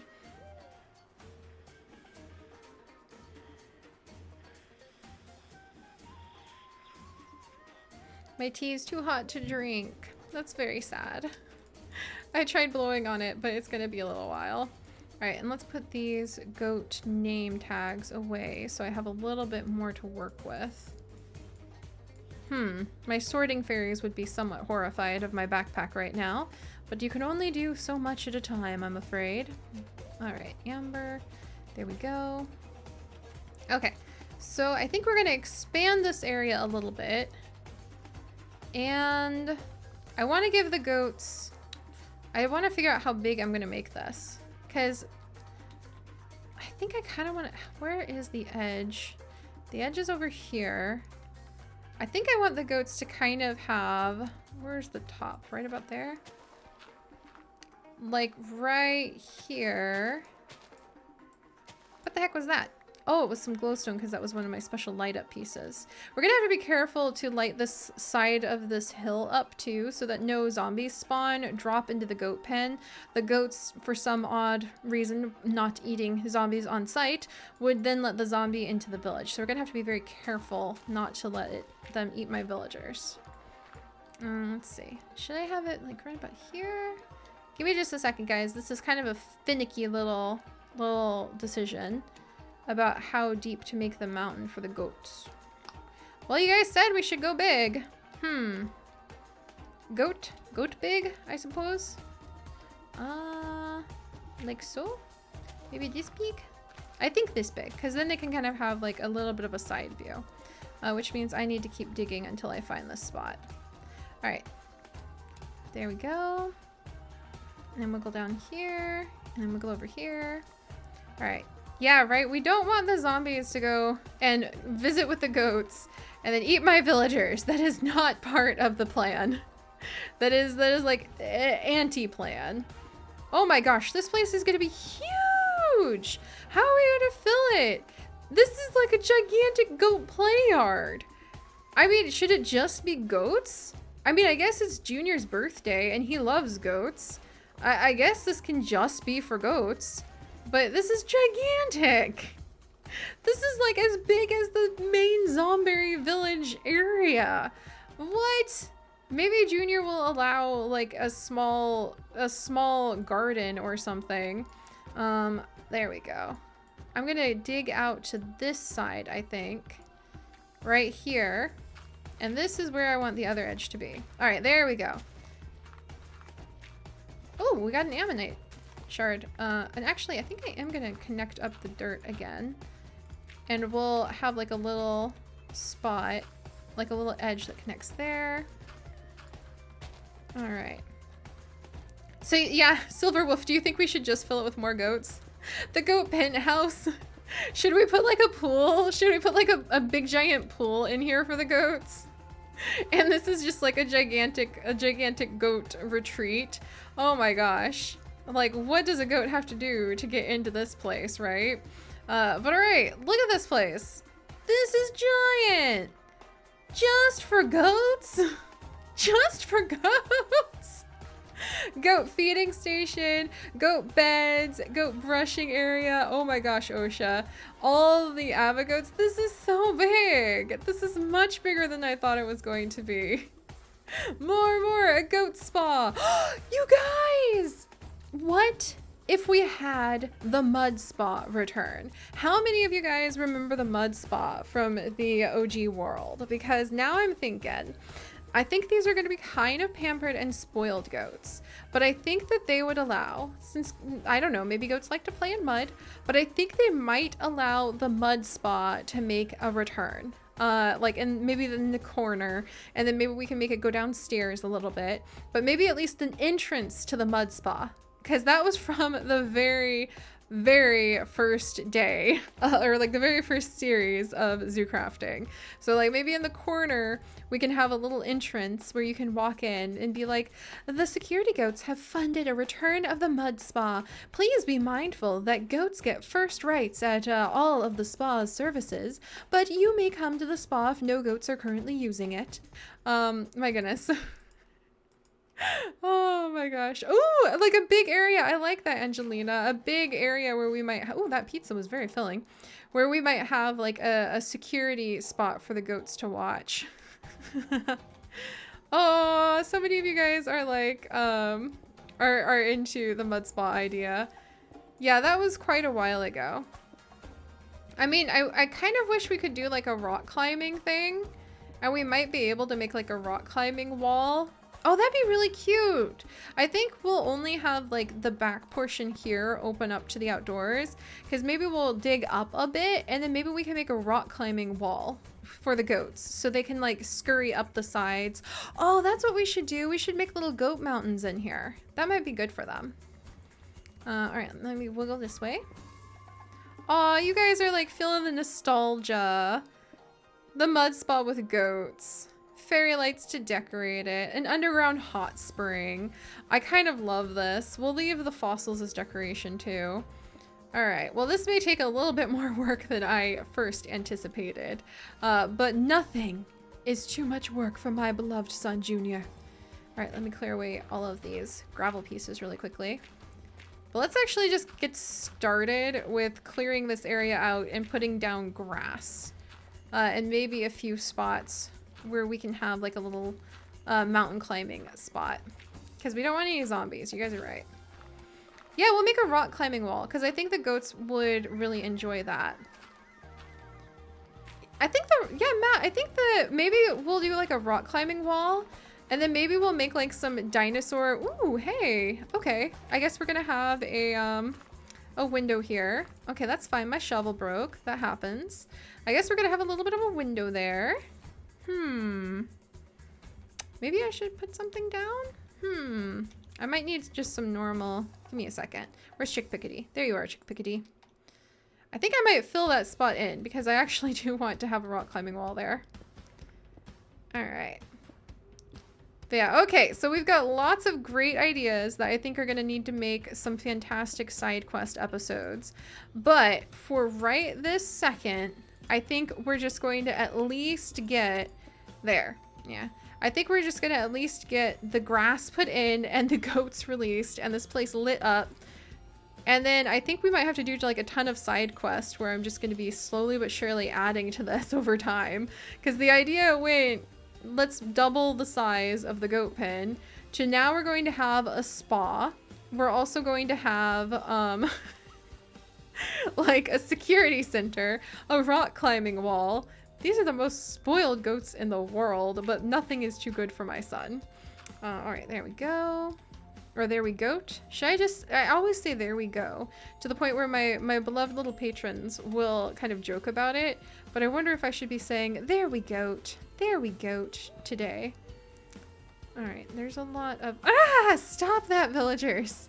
Every time they scream, I think they're screaming because of a zombie. All right. Let me clear this away. Yeah, we'll make it look prettier in the future. For now, I'm gonna open up the ceiling a little bit. I'm so excited that their backyard is gonna match up with mine. Yeah, it's kind of turning, oh, a dance floor. Oh my gosh, Mandy. It is kind of turning into a little bit of a goat village. We also need to make it so that they can see out this direction. There we go. Because I want them to be able to look out and like see my dogs. Let's see. Let's clear this spot away. Which means I need to come in and I need to put down some fencing for sure. So we're gonna need to install either some hedge fences or maybe some stronger fences. And as ugly as it is, this is just temporary security building precaution measures. I cannot have this side. We'll have to put in maybe some really beautiful glow flowers and things, but I cannot have this side filling up with zombies. So torches everywhere. There we go. I got plenty of torches to spare. I am not having zombies spawn over here and eat my villagers. All right, and let me go ahead and clear this away, maybe.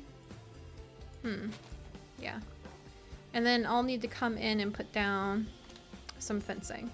Okay, so this is gonna be like a huge project, guys. This is not a little easy quick fix, but let's get down the fencing. I think I want to make sure I want to be able to like kind of see through this fencing. And I kind of like how this is just a beautiful border made out of like thick bushes, but I worry that it's not strong enough. We've got this fence right here. I think we need more of that stone fence. Maybe the carpenter's block stone fence. Also, give me just a second. I need a sip of my tea. Please be cold enough, tea.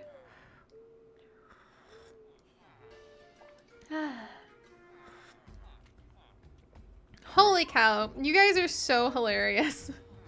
I love how you're like coming up with goat beds. This is fantastic. It's gonna be awesome.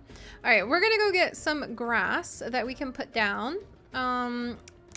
And hopefully we'll fill in with a bunch of the dirt. Let's put the dirt down. We actually already have a couple grass blocks. And let's just fill this place in with dirt. This is definitely the height that I want the stuff at. And then we're gonna put in some fencing.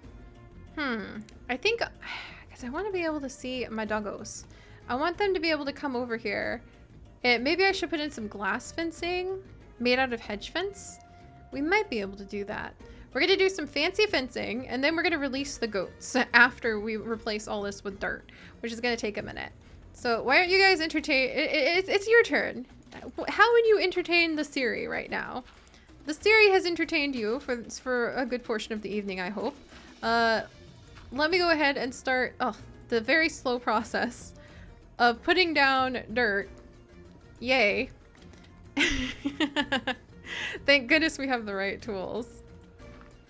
And then goat armor. Ooh, I like that idea of growing, like, that's such a good idea for Oates' food, Queen. I actually really love that idea. Because what we could do is we could set up a little like garden in here. That would be really pretty to have like a little living garden. We could put down some different types of oats and things. So it would be like the goats could just go straight over for the oats. Whoops, sorry about that. All right, down you go, dirt. Oh, I ran out of dirt. That took all 2 shakes of lamb's tail. Or goat tail, I guess. And there we go. Why did the ocean need glasses, monkey bag?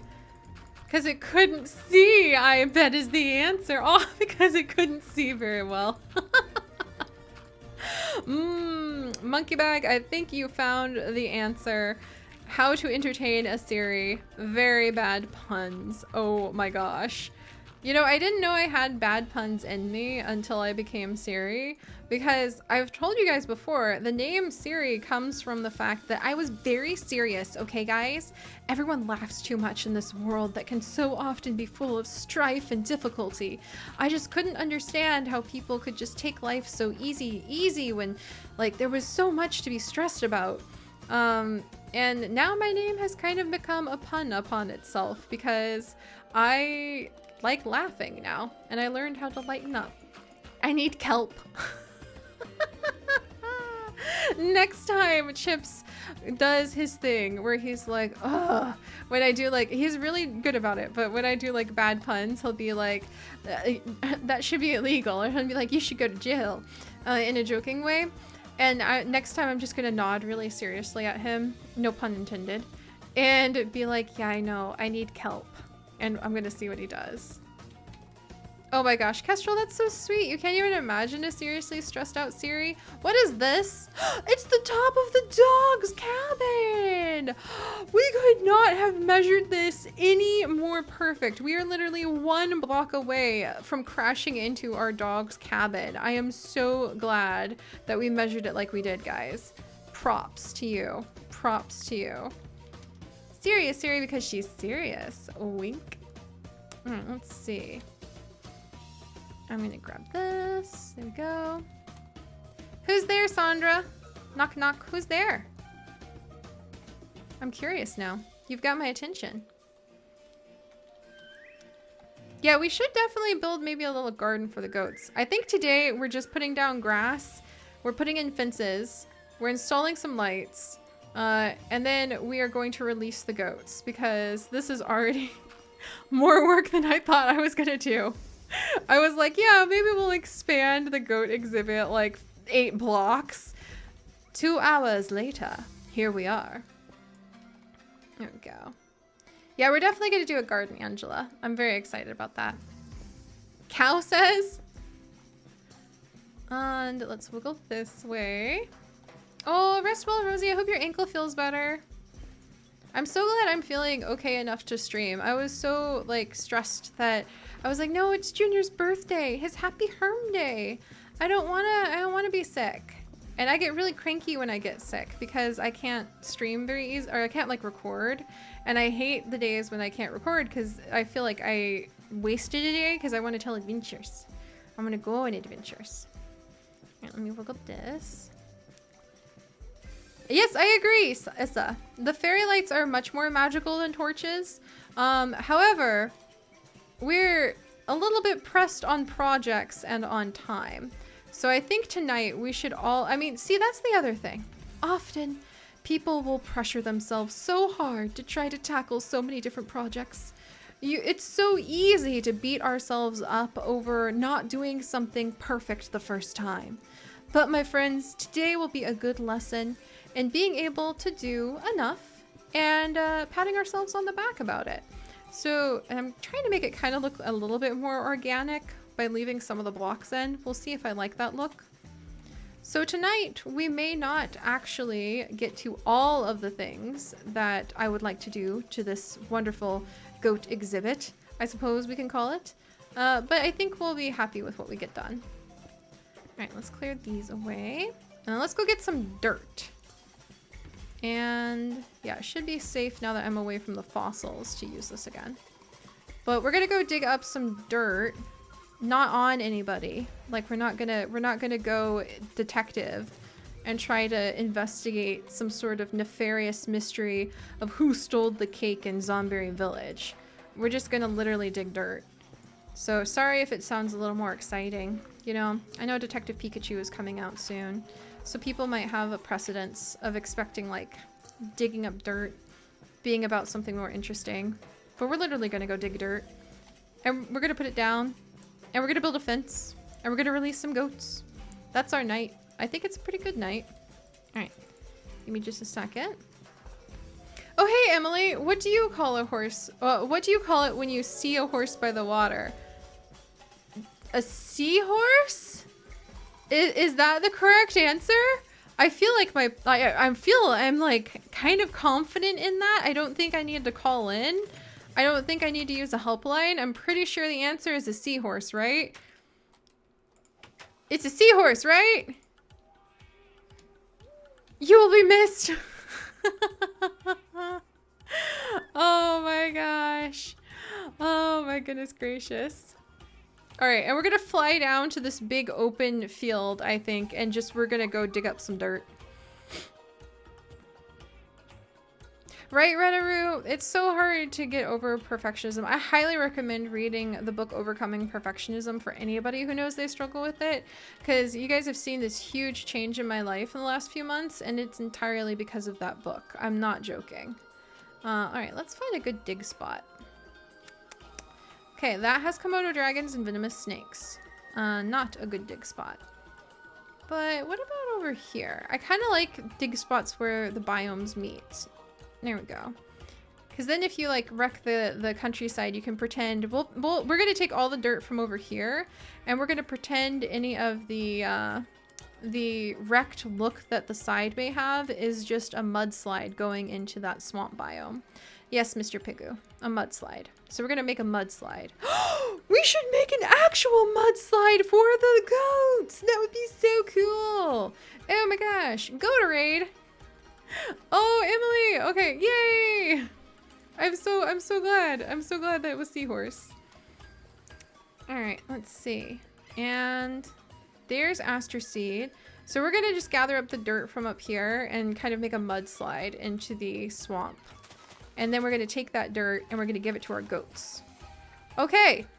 I have dug our way into a really cool... This is so cool! What? This was supposed to be like a huge spot where we could gather all the dirt we needed. And instead we found an underground pond. What should we call this pond, you guys? I think it leads to, does it lead to a mine? Okay, I'm gonna drown. I don't think it leads to a mine. But this is a really cool, it was literally hidden underground. Do you know how many years we could have lived in Zudesia and never, ever found this place? But here we are gathering dirt. We're gathering dirt for dotes. We're gathering dirt for dotes, guys. Oh no, I am too sick. I have too much cold medicine, and I have been streaming too long. We're gathering gerts for dotes. And we never would have found it if it weren't for those meddling goats. Oh my gosh. The grotto. It's the grotto. Oh, gentlemen knew. That is the best name. May I present to all of you guys the grotto. If we were doing puns, and so this is the grotto. I'm gonna have to make a sign now. Oh, I forgot to put down a sign in the Nympsia garden that says warning. Steve can bite or something like that. But let's hollow out some of the dirt around the grotto. This is so cool. And that actually justifies like taking some dirt around here, in a really cool pattern, because we'll try to make it look like a really cool grotto where you would just be coming across like this section that would kind of be carved out. But the grotto, oh my gosh. So help me, if somebody makes an ad, I need to put this on my list of ads I need to make for our little ad breaks. But like, come to Zudesia, the best, you're gonna find the best groat for your dotes. Here in Zudesia, kids. That's what we're all about. Oh my gosh. I warned you guys before we got started. Seri, when she has a cold, Chips likes to say that sick Seri is one of the silliest series, and I'm beginning to believe that he may have a bit of a point there. All right. I need more groat for my I need more dirt. There we go. All right. I think I may have enough dirt. This is so cool. I need to make a little sign. In fact, I wonder if instead of making like a physical sign, I'm gonna add it to my journey maps and like, can you make categories in journey maps? Give me just a second. A waypoint, new dimension. Okay, I'm just gonna put this here. All right, there we go. May I present to all of you the grotto, grotto. There we go. The grotto. And we're gonna turn it off so that it won't clutter things up. But now next time I need to know some special places in the world. I can be like, what are some special places, world? And it'll be like, oh, do you remember the grotto? And I'll be like, yes, I do. That was a wonderful night. All right, let me turn that off. There we go. And we can come back and we can kind of like play with this in the future. Maybe make it a little bit nicer. And we'll see if we need to get more dirt from our grotto. What a charming little surprise. Onwards! If a goat grows a beard, is it a goatee? You can never have too much girt. You can never have too much girt. New Zudesia brand, don't girt. Oh my gosh. Oh, you guys are the best. All right. Why dost thou need so much dirt? Matt, we need so much dirt so that we can make a goat pen. And not just any goat pen, but the executive suite of goat pens. The goat pen to make all other goats envious. This is the ultimate. The ultimate. Absolutely ultimate. All right. Let me go ahead and start putting down dirt. Phew. My goodness, you guys have made me laugh so hard. Don't worry, this won't girt. Oh, see, you know, sometimes when we do our streams, we end up saying something that becomes such a meme that I walk around the house, like, repeating it for a long time. Like last week, I kept walking, like 2 weeks ago, I kept walking around laughing like a little loon. And I just kept repeating like, banana, na na na na na na na na na na. Banana, na na na na na na na na na na. I would look at my birds, and my birds would stare at me, and I would stare straight into Chickenberry's little eyes, and I would be like, banana, na na na na na na na na na na na, Chickenberry, and Chickenberry would just be like, tweet. I would look at my like bowl of oatmeal while I was cooking it for breakfast, and I would just mutter under my breath, banana, na na na na na na na na na, and Chips would just kind of stare at me. And then last week, I kept walking around the house, muttering under my breath, nobody messes with pepperoni. Nobody messes with pepperoni. Pepperoni. And Chips just stared at me. And this week, I'm going to be walking around the house going, yeah, like, get fresh girt for your dotes. Fresh girt for your dotes. And Chips is just going to stare at me. Like, I don't know what it is about the streams, but we just come up with like one phrase that my mind latches onto per week. And that's all I will say for the next week. Under my breath, just to myself randomly. And Chips just kind of watches me. So, I don't know. I guess him talking under his breath in Chinese from like the 11th century that like even people who speak Chinese can't understand because it's the medieval equivalent of Chinese. I guess it's just, it's all fair in love and bilingual war. He speaks Chinese. I speak Seri. Sometimes we don't understand each other. That's just the way of life and our very loving relationship, okay?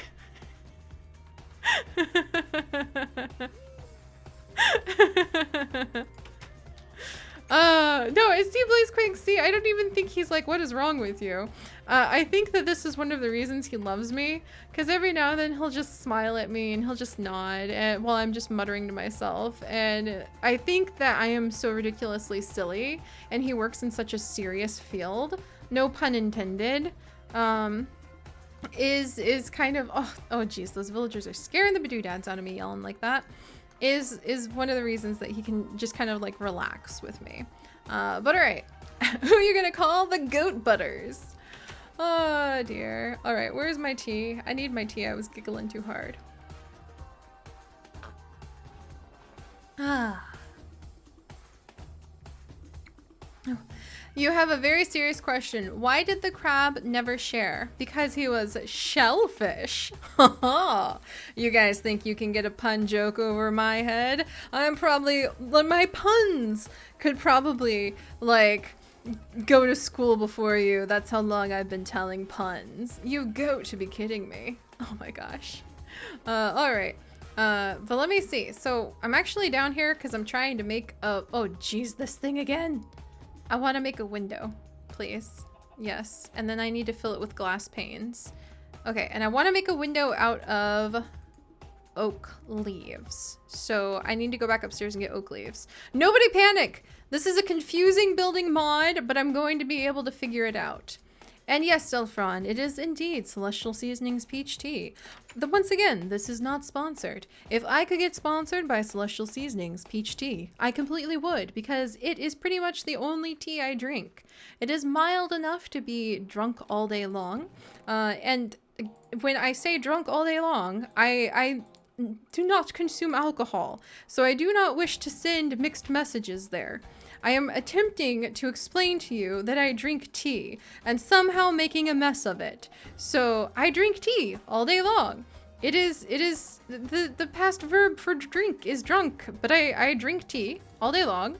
And the reason that I do that is because I'm busy yammering into all of your guys' ears and telling you stories, and it kind of wears a girl's throat out sometimes. So yeah, if I could get sponsored by Celestial Seasonings Peach Tea, I totally would. Yeah, we passed up the mushroom. Hey now, Patreon chat. I was doing good. Just, uh-oh. Does this not make, oh no, does this not make a cute little window? Does it make a broken window? It makes a broken window. The leaves die and they become all white. Ugh, I'm gonna have to feed this to the goats now. What good is this? Just feed it to the goats. Well, what can I make now? Let's see. Why does Peter Pan always fly away? Because he never lands. Okay, that one I've not heard of before. That was a pretty good one. All right, give me just a second, my friends. I'm going to make some, I do like this oak wood scaffolding. I guess if I surrounded that with some oak leaves, I could make some nice, let's see if I can make this into a cool fence. Can I make oak wood scaffolding? Ooh, I can! Okay, I think we're gonna be able to make a cool fence after all. I wanna make a glass fence, so a glass fence that you can see through. And I love these window frames in order to do that. But the downside of the window frames is that you do have to independently create glass panes. So, do I have glass? Time to find out. Wait, Seri story time! Oh geez! Silverwolf, Seri story time! What story am I telling? Seri, you really should talk to yourself before you agree to a Seri story time. All right, and give me just a second. I've got, ooh, there you are. Found you. Glass panes, don't mind if I do. All right, how do I make glass panes? Give me just a second. I gotta make this complicated building project. All right, that's glass panes, noted. I should be able to make them see-through with a chisel. Hang on, there's a lot of steps to this. I don't want to mess it up. Where's my chisel? Okay, if I don't move, maybe it'll appear. Chisel! Chisel! Okay, I think I lost it. All right, wait. Wait, is there one on my tool? I should probably check my tool. Okay, that's really cute. You just laid an egg. Okay, give me just a second. I have to make a new chisel. All right, chisel. Oh, geez. 2 leather, a stick, a handle, and a diamond. Do I even have diamonds anymore? I'm broke. Haven't you seen Martha? She's really mad at me. Ugh. Do I have... Oh, thank goodness. 1 diamond. I found... Well, ooh, and I've got 2 emeralds up here. All right, talk about my birds. Any story? Story time? Well, my birds are doing better. I don't know how many of you guys know, but I've been constantly fighting off the evil influx of mites who have been determined to see the end of my birds. But I've been catching them lately, and I have to catch them in a butterfly net that I got off Amazon. And so I figured the fastest, safest way to catch my Gouldian finches, who are not hand tame, they don't really hand tame unless you keep them just by themselves and work with them every single day. Mine live in a little flock, 3 sisters and their brother, all children of Ossii the senior and his mate Persimmon. But they've been doing better, but man, when I have to catch them to give them their mite medicine, I call it being the bad guy. Like I call it, or like being evil, and because they never forgive me. And I tell Chips I need help being evil, and he nods and he's like, so it's time to give the birds their meds, huh? And I'm like, yes, it's good for them, but they're going to hate me. Oh, hey, there's the chisel. That's not the chisel. Wait, I want this chisel. What am I doing? Oh, sorry guys. I'm so glad I found that chisel. There we go. Borderless glass it is. All right, I can put my diamond away. See, that's what happens when I try to tell story time and I try to build all at the same time. There we go. Don't mind me.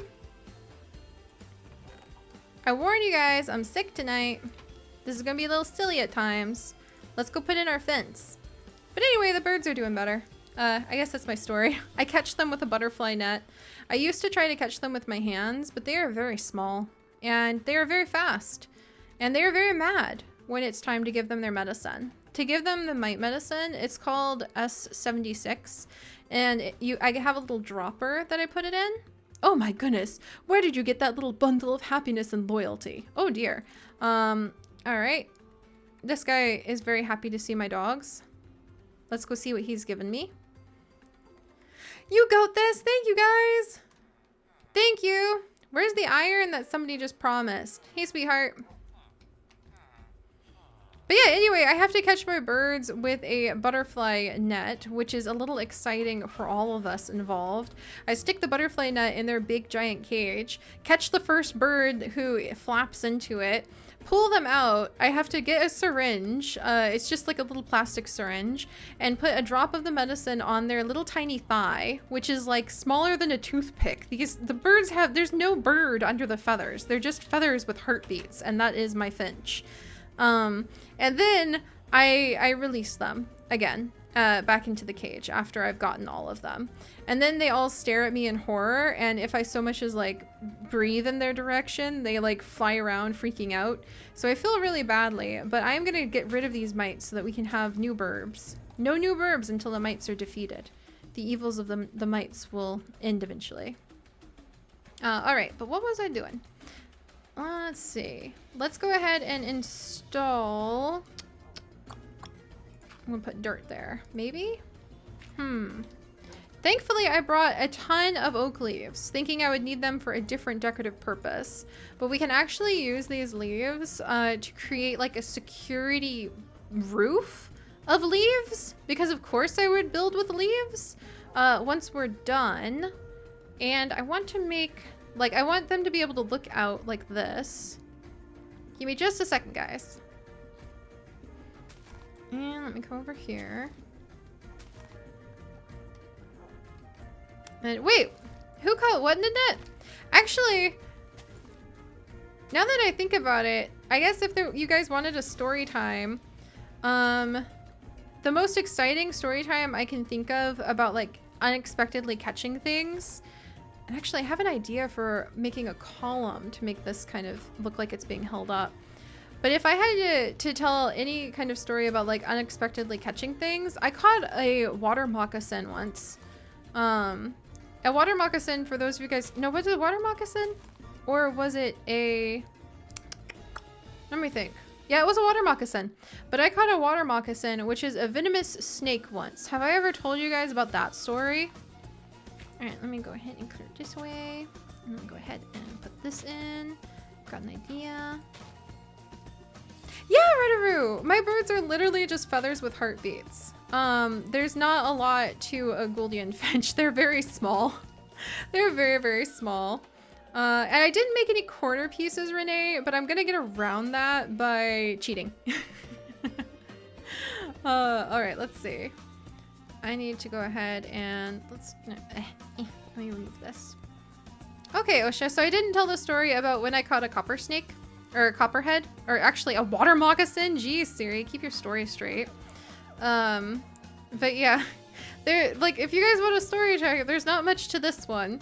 But basically, when I was younger, so I was not vegan yet, so if you hear about me fishing, this is just to kind of preface this. I was a little kid, I was fishing with my grandfather. It was a wonderful bonding moment. My grandfather was a little bit of a very, how do I put it? He was a man who had difficulty in showing his emotions at times, but he did his best by taking us out fishing. So fishing with Grandpa was a wonderful experience because he finally got to let himself relax a little bit, unwind with the kids, really get to know his grandchildren. And so it was a very serious event to fish with Grandpa because, like I said, one of the few times you can kind of relax. And we tried to treat it, okay, can't grow this thing under that, got it. But one day I was fishing with Grandpa and I was remembering you have to behave, be on your best behavior. This is so cool. I get to be fishing with my grandpa. I love my grandpa. But like he is a guy who like is a little bit more serious about things. And he gave me his best fishing rod because I had been so good. I had been behaving so well and I was so grown up at like 7 years old, and I was so proud because I helped him pull the fishing boat into the water and I was quiet just like he told me to be so we wouldn't scare the fish away, and I was behaving and I didn't fuss like my sister, and I was being so good that he let me use his like $200-300 fishing rod. He handed it to me and I was so proud. I was like, oh my gosh, I'm touching the rod. I'm not even allowed to touch this thing when it's in the truck, and we're going over to the lake that his friend owns that we fish at. I'm holding the fishing rod. I was so excited. So proud. And also like really hoping that I could catch a fish because I was like, oh, Grandpa's gonna be so impressed. I'm gonna catch like the best fish. And really we hadn't had many fish that day, so I don't know why I thought I was gonna catch one. But then my fishing line starts wiggling really hard and I was so excited, and Grandpa gets really excited and he's giving me advice and he's like trying to do all the hands-off stuff, and I pull the fishing rod in and out the water pops the head of a water moccasin who has taken the bait and is holding on for dear life to my fishing rod. And I did what any reasonable person would do when you're that little and when you're seeing the snake that, like, my mother is terrified of snakes. Terrified of snakes, and especially water moccasins because she stepped on one as a child. But I see not just any snake on the end of the fishing line. I see the snake on the end of the fishing line. And this is my grandpa's expensive fancy rod. He's letting me use it. What do you guys think I do when I realize okay, this is a split-second decision. You're staring at it. You're holding the fancy rod. You feel like you're kind of like sitting on the most, like you're sitting like in the chair of a spaceship, basically. That's how important it feels as a child. What do you do? What do you do in that split second when you realize you have not just any snake, but the snake, the one that your mom says is going to kill you if you so much as glance at it? Like this, yeah, what do you think you do? Because I'll tell you what I did. And to this day, I still kind of hang my head with a little bit of shame. Not gonna lie. Just a little teeny pinch of like, I could have probably thought of something else to do. I didn't. That wasn't the optimum outcome, but it's what happened. And yet, Mandy, Yep, Rosie Fox. Yep, Emily. That's what I did. I took Grandpa's two $300 fishing rods, stared at the snake on the end of it, said nope, and threw the rod into the lake. And that was the last time I got to use Grandpa's fishing rod. And I don't think he was terribly mad at me, but he was kind of quiet. So, yeah. that was that experience. Now I know, like, we probably, like, could have solved it better, and the poor snake, I have a totally different perspective on it, but being 7, I feel I handled that quite well. I didn't scream, I didn't make a big deal, I just stared at the fact that there was kind of, like, the snake, that my mom is like, this is gonna kill you, don't ever go near it, don't let me catch you near this snake, and I just threw the whole rod into the lake, and Grandpa got really, really quiet the rest of the day. And I think I had to use my own rod from then on, but yeah, there was no more snake, so I was trying. All right, let's see. Okay, we're not going to take too much longer at this because I am quite the tired, snoozy Seri, but I do want to just get the goats loose, and to do that, I need to get my fence installed, and to get my fence installed, get up there. There we go. So these are going to be the cover, like this is going to be the glass so that they can see straight out into the world. And I think they're going to love this. Let me have a sip of tea. My voice is going. Ah! And let me go ahead. Yeah, no rain while it's my son's birthday. I'm giving myself, also it drowns out the sound really badly. So I'm worried you guys won't be able to hear me very well. Oh my gosh, what is up with you? This is why I usually build with this fence off camera, because it is a very frustrating experience. It is quite the... It's quite the donkey butt. You stop this. You stop this. Alright, yeah, candle for Grandpa's rod. Thank you, Jacqueline. I'm sure any of you guys who fish know the pain of, like, that's not cheap stuff. That was not cheap stuff that was lost. Though, to be honest, I don't know how you Australians have the courage to go fishing. Like, what is that even about? If I lived in Australia, well, for one, I'm vegan, so I wouldn't be fishing anyway. But I don't mean that in a judgmental way. I'm just like, how do you guys even fish? Like, how do you even go near water? Don't get me wrong, I'm not saying you should be afraid of it. I'm just, I would be so, like, obscenely cautious. All right, let me go ahead. We're gonna make a beautiful overhang out of leaves, the best building material, so that the goats cannot get out from this angle. And hopefully we'll make it like a nice little, there we go, roof out of leaves. There we go. Ain't nobody got goat for that. Oh, you got a little bass when you were 4. That's cute, Angela. All right. So not every, well, it's actually also the jellyfish I'm thinking of. So it's not just crocodiles, it's also the jellyfish. Gosh, what else is there? There's quite a few sharks, but I really like sharks quite a bit. And I know that they have a very unfair reputation that I don't want to slander. There we go. But actually, now that I think of it, I'm actually more afraid of Arizona than I'm afraid of Australia. And I'm not really afraid of Australia. I should reframe that. Like, I'm cautious about the concepts of what I could run into in Australia, in terms of, like, things that might potentially be ouchies to step on, like funnel spiders and things like that. Oh, this is coming together so good, you guys. I think we're really gonna love it. Let's see. Oh my gosh, Redaroo, right? That's true. We do have snapping turtles in the United States, and I would not want to step on a snapping turtle, and that would be ouchies indeed. They would take off some toes. There's a block on the outside fence, the one near the village where the goats can escape. Osha, thank you. I will double check. No goat escapee spots. I will double check that in a minute.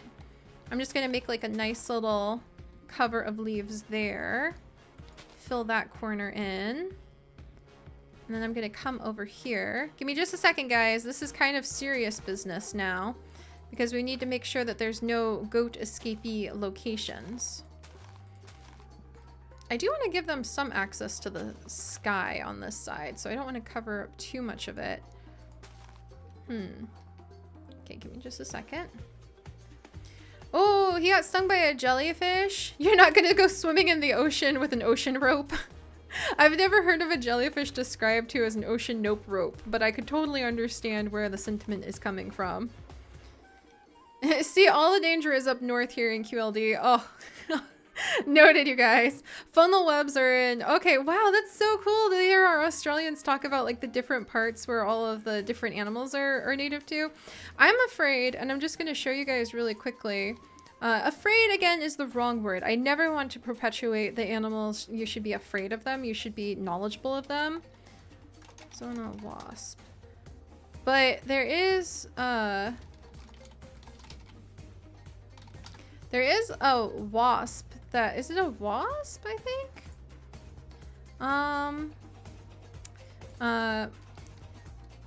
Big insect, Arizona. What is that? There's a big old guy who hurts a bunch. I think he lives in Arizona. Most painful insect sting. Chips is actually mildly obsessed with looking up the list of the most painful insect stings in the world, because he is very adamant about avoiding the insects. Ah, the tarantula wasp. There you are, my friend.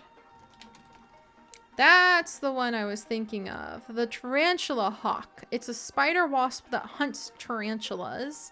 And it has one of the top 5 most painful stings in the world. That's the one I was looking for. It is distributed through India, South Asia, Africa, Europe, Australia, and the Americas.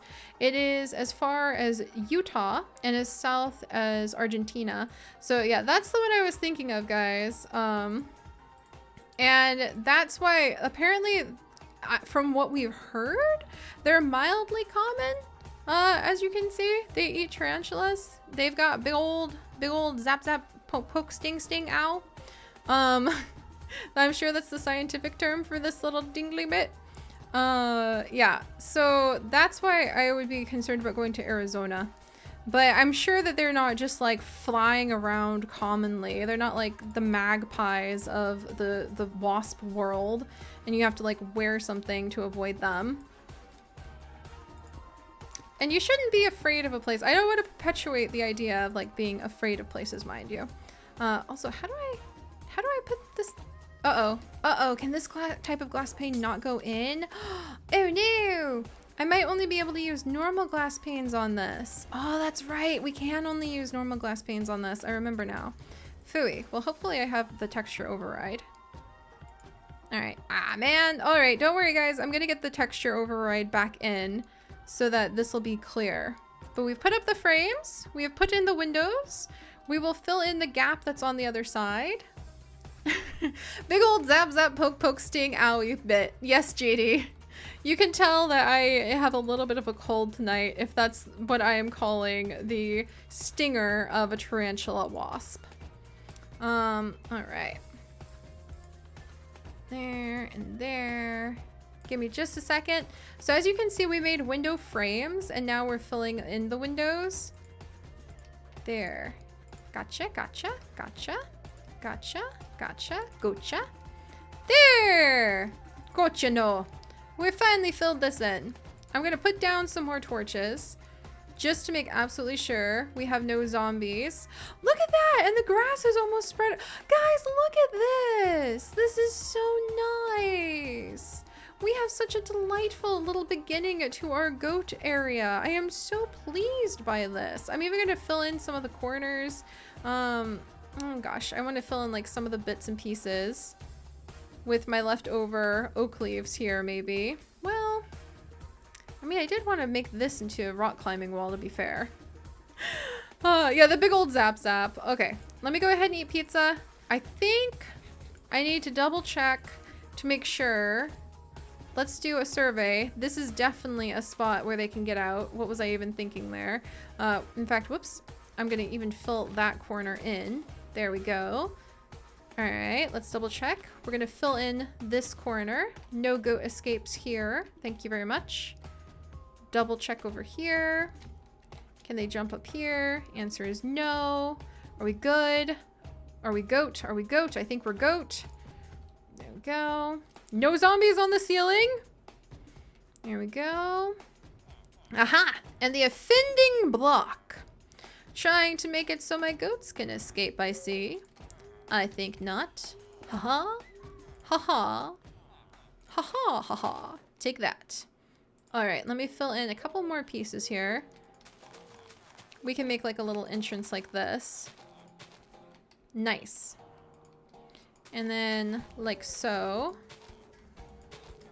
This is serious. This is where I enter a hypnotic state of only being able to focus on the leaves. So give me just a moment. Alright. There. Wonderful. I think I might do... just to make it look a little nicer on the underhang there. And one right there. One right there. Hang on. I'm being hypnotized by leaves.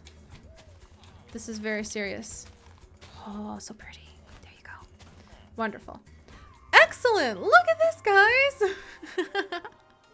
Alright, thank you so much. Sorry for like the sudden silence. I was just staring at the beautiful leaves. I think we're about ready to release the goats. Do any of you see any more trouble spots? We'll have to save for side quests like adding in the mudslide. Maybe you can have a mudslide down into the mud room. And then we're gonna have to save their gardens and everything for the future, but we're about ready to release the goats. And I'm gonna actually spend this weekend listening to ABBA songs to figure out what I should name the other goats. So do you guys see anything troublesome? Triple double checking. Yeah, the leaves make it look so much better, right, JD? Like, leaves make everything look better. I think it's good. All right, good. Junior, good news, son. We have expanded the beginning of a huge Zomberry village project and celebrated your birthday in style, if you ask me. All right, release the goats. We're gonna do it. I think it's safe. If not, thankfully, we found that goats are pretty common in Zudasia. There will be the ability to do replacements. But we'll assume everything is going to be fine. All right, let's go ahead and get the goats. Because it has been a long day, and I actually need to get ready. Because tomorrow, my friends, should my cold not get worse, will be our niche streams and many other adventures that will be coming out. All right, good. Goat. I don't even remember who Papa Pepperoni and Mamma Mia 2 are supposed to be at this point. So let's just let them all out. Hello, everybody. What do you think about all the new space, huh? Looking good? Ooh, and the villagers are happy. They're giving my... Oh, that's definitely pepperoni. And then, was Mamma Mia the brown one? Well, we can just go ahead and pick one. All right, I'm gonna put these away. There we go. Oh, hey guys, I've got a treat for you. Some useless window frames. Hey, thank you. I appreciate you guys eating that. That was awesome. All right, Papa Pepperoni, if you would. Boom. There we go. Oh, Dominique, thank you. I'm so glad this was a nice way to end your night. Also, I don't know which one is Mamma Mia. Who should I pick? Thank you so much for that, Dominique. Dominique said, happy birthday, Junior. It's a nice way to end the night. Thank you so much. Also, thank you, Mandy. I hope my cold goes away too. I'm gonna try really hard to just take care of myself so I can be ready for the Sweetheart stream tomorrow. And there's gonna be several episodes coming up. And then there's something happening with the Shine Sisters on Sunday. Who knows why they had to get moved from their Sunday stream, or from their Friday stream to a Sunday stream. I mean, apparently there's some sort of weird on-location acting gig that they have to do for no reason in Sims 4. So we'll have to see what that's all about. All right, she was spotted. Was she gray spotted or brown spotted? The original Mamma Mia was white and brown spots. So we're gonna go ahead and give this one the name Mamma Mia too then. All right, Mamma Mia the second. There you are. Good luck. All right, this is great. Let's go see how it looks from my yard. Maybe I can see the goats. It's just goats at the moment, but eventually it'll be the villagers too. Whew.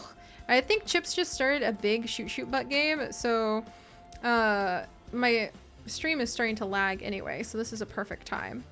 All right, let's see it from the other side. And I went too far. Look at that, guys. Look at that. Okay, hang on. Sorry about the lag. Holy cow. I think it's because I've been streaming for so long, so perfect way to end the night. But look, you can see the little goat spot right over there.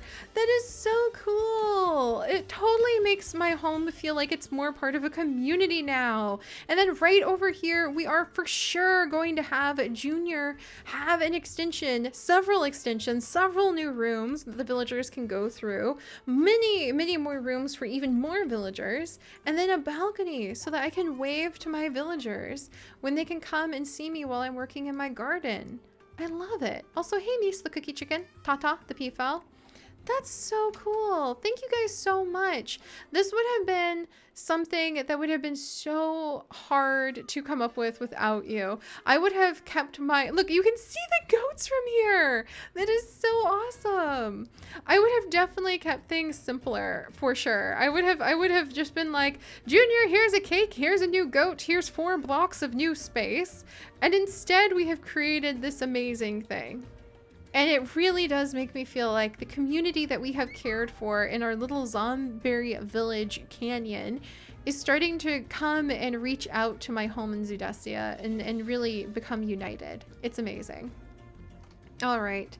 Thank you guys so much for such a wonderful night. Thank you so much. Oh, and by the way, hang on. I do have a couple things. Let me see. We do have a really funny, okay. I totally forgot about this for a split second. Osha, I'm not sure if you're still here, but thank you.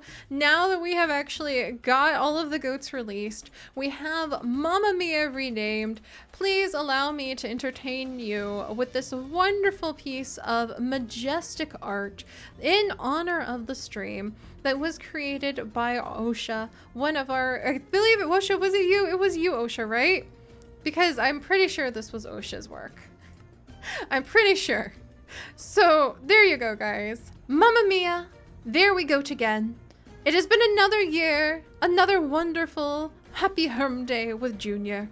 I hope all of you will have a wonderful night. I hope all of you got a few laughs or at least learned a few silly things about Seri. And, you know, if some of you guys are around for the niche stream tomorrow, that'd be cool to see you. Totally don't worry. I don't know if I'll be around at this point because I have such a cold. So no promises, but I will do my best. And finally, I just want to finish up with one last happy Herm Day for Junior. So happy Herm Day, Junior. I can't believe you're 5. I can't believe we're all still here. And thank you very much and happy birthday to Steve Irwin for the inspiration you gave a child oh so long ago that set her down a path that ended up reaching hundreds of thousands of people in her own goosey way. So thank you guys. Thank you. I hope you all have a wonderful night. I hope you have a great day. I will release the birthday stream as soon as it's done processing or early in the morning. And I'll see you all for more adventures and hopefully some more wonderful streams tomorrow. Good night, guys. Good night. I hope you all have a great day. Bye-bye. Remember, giraffes are awesome. Awesome. I mean, just look at them. They're so cute. Good night.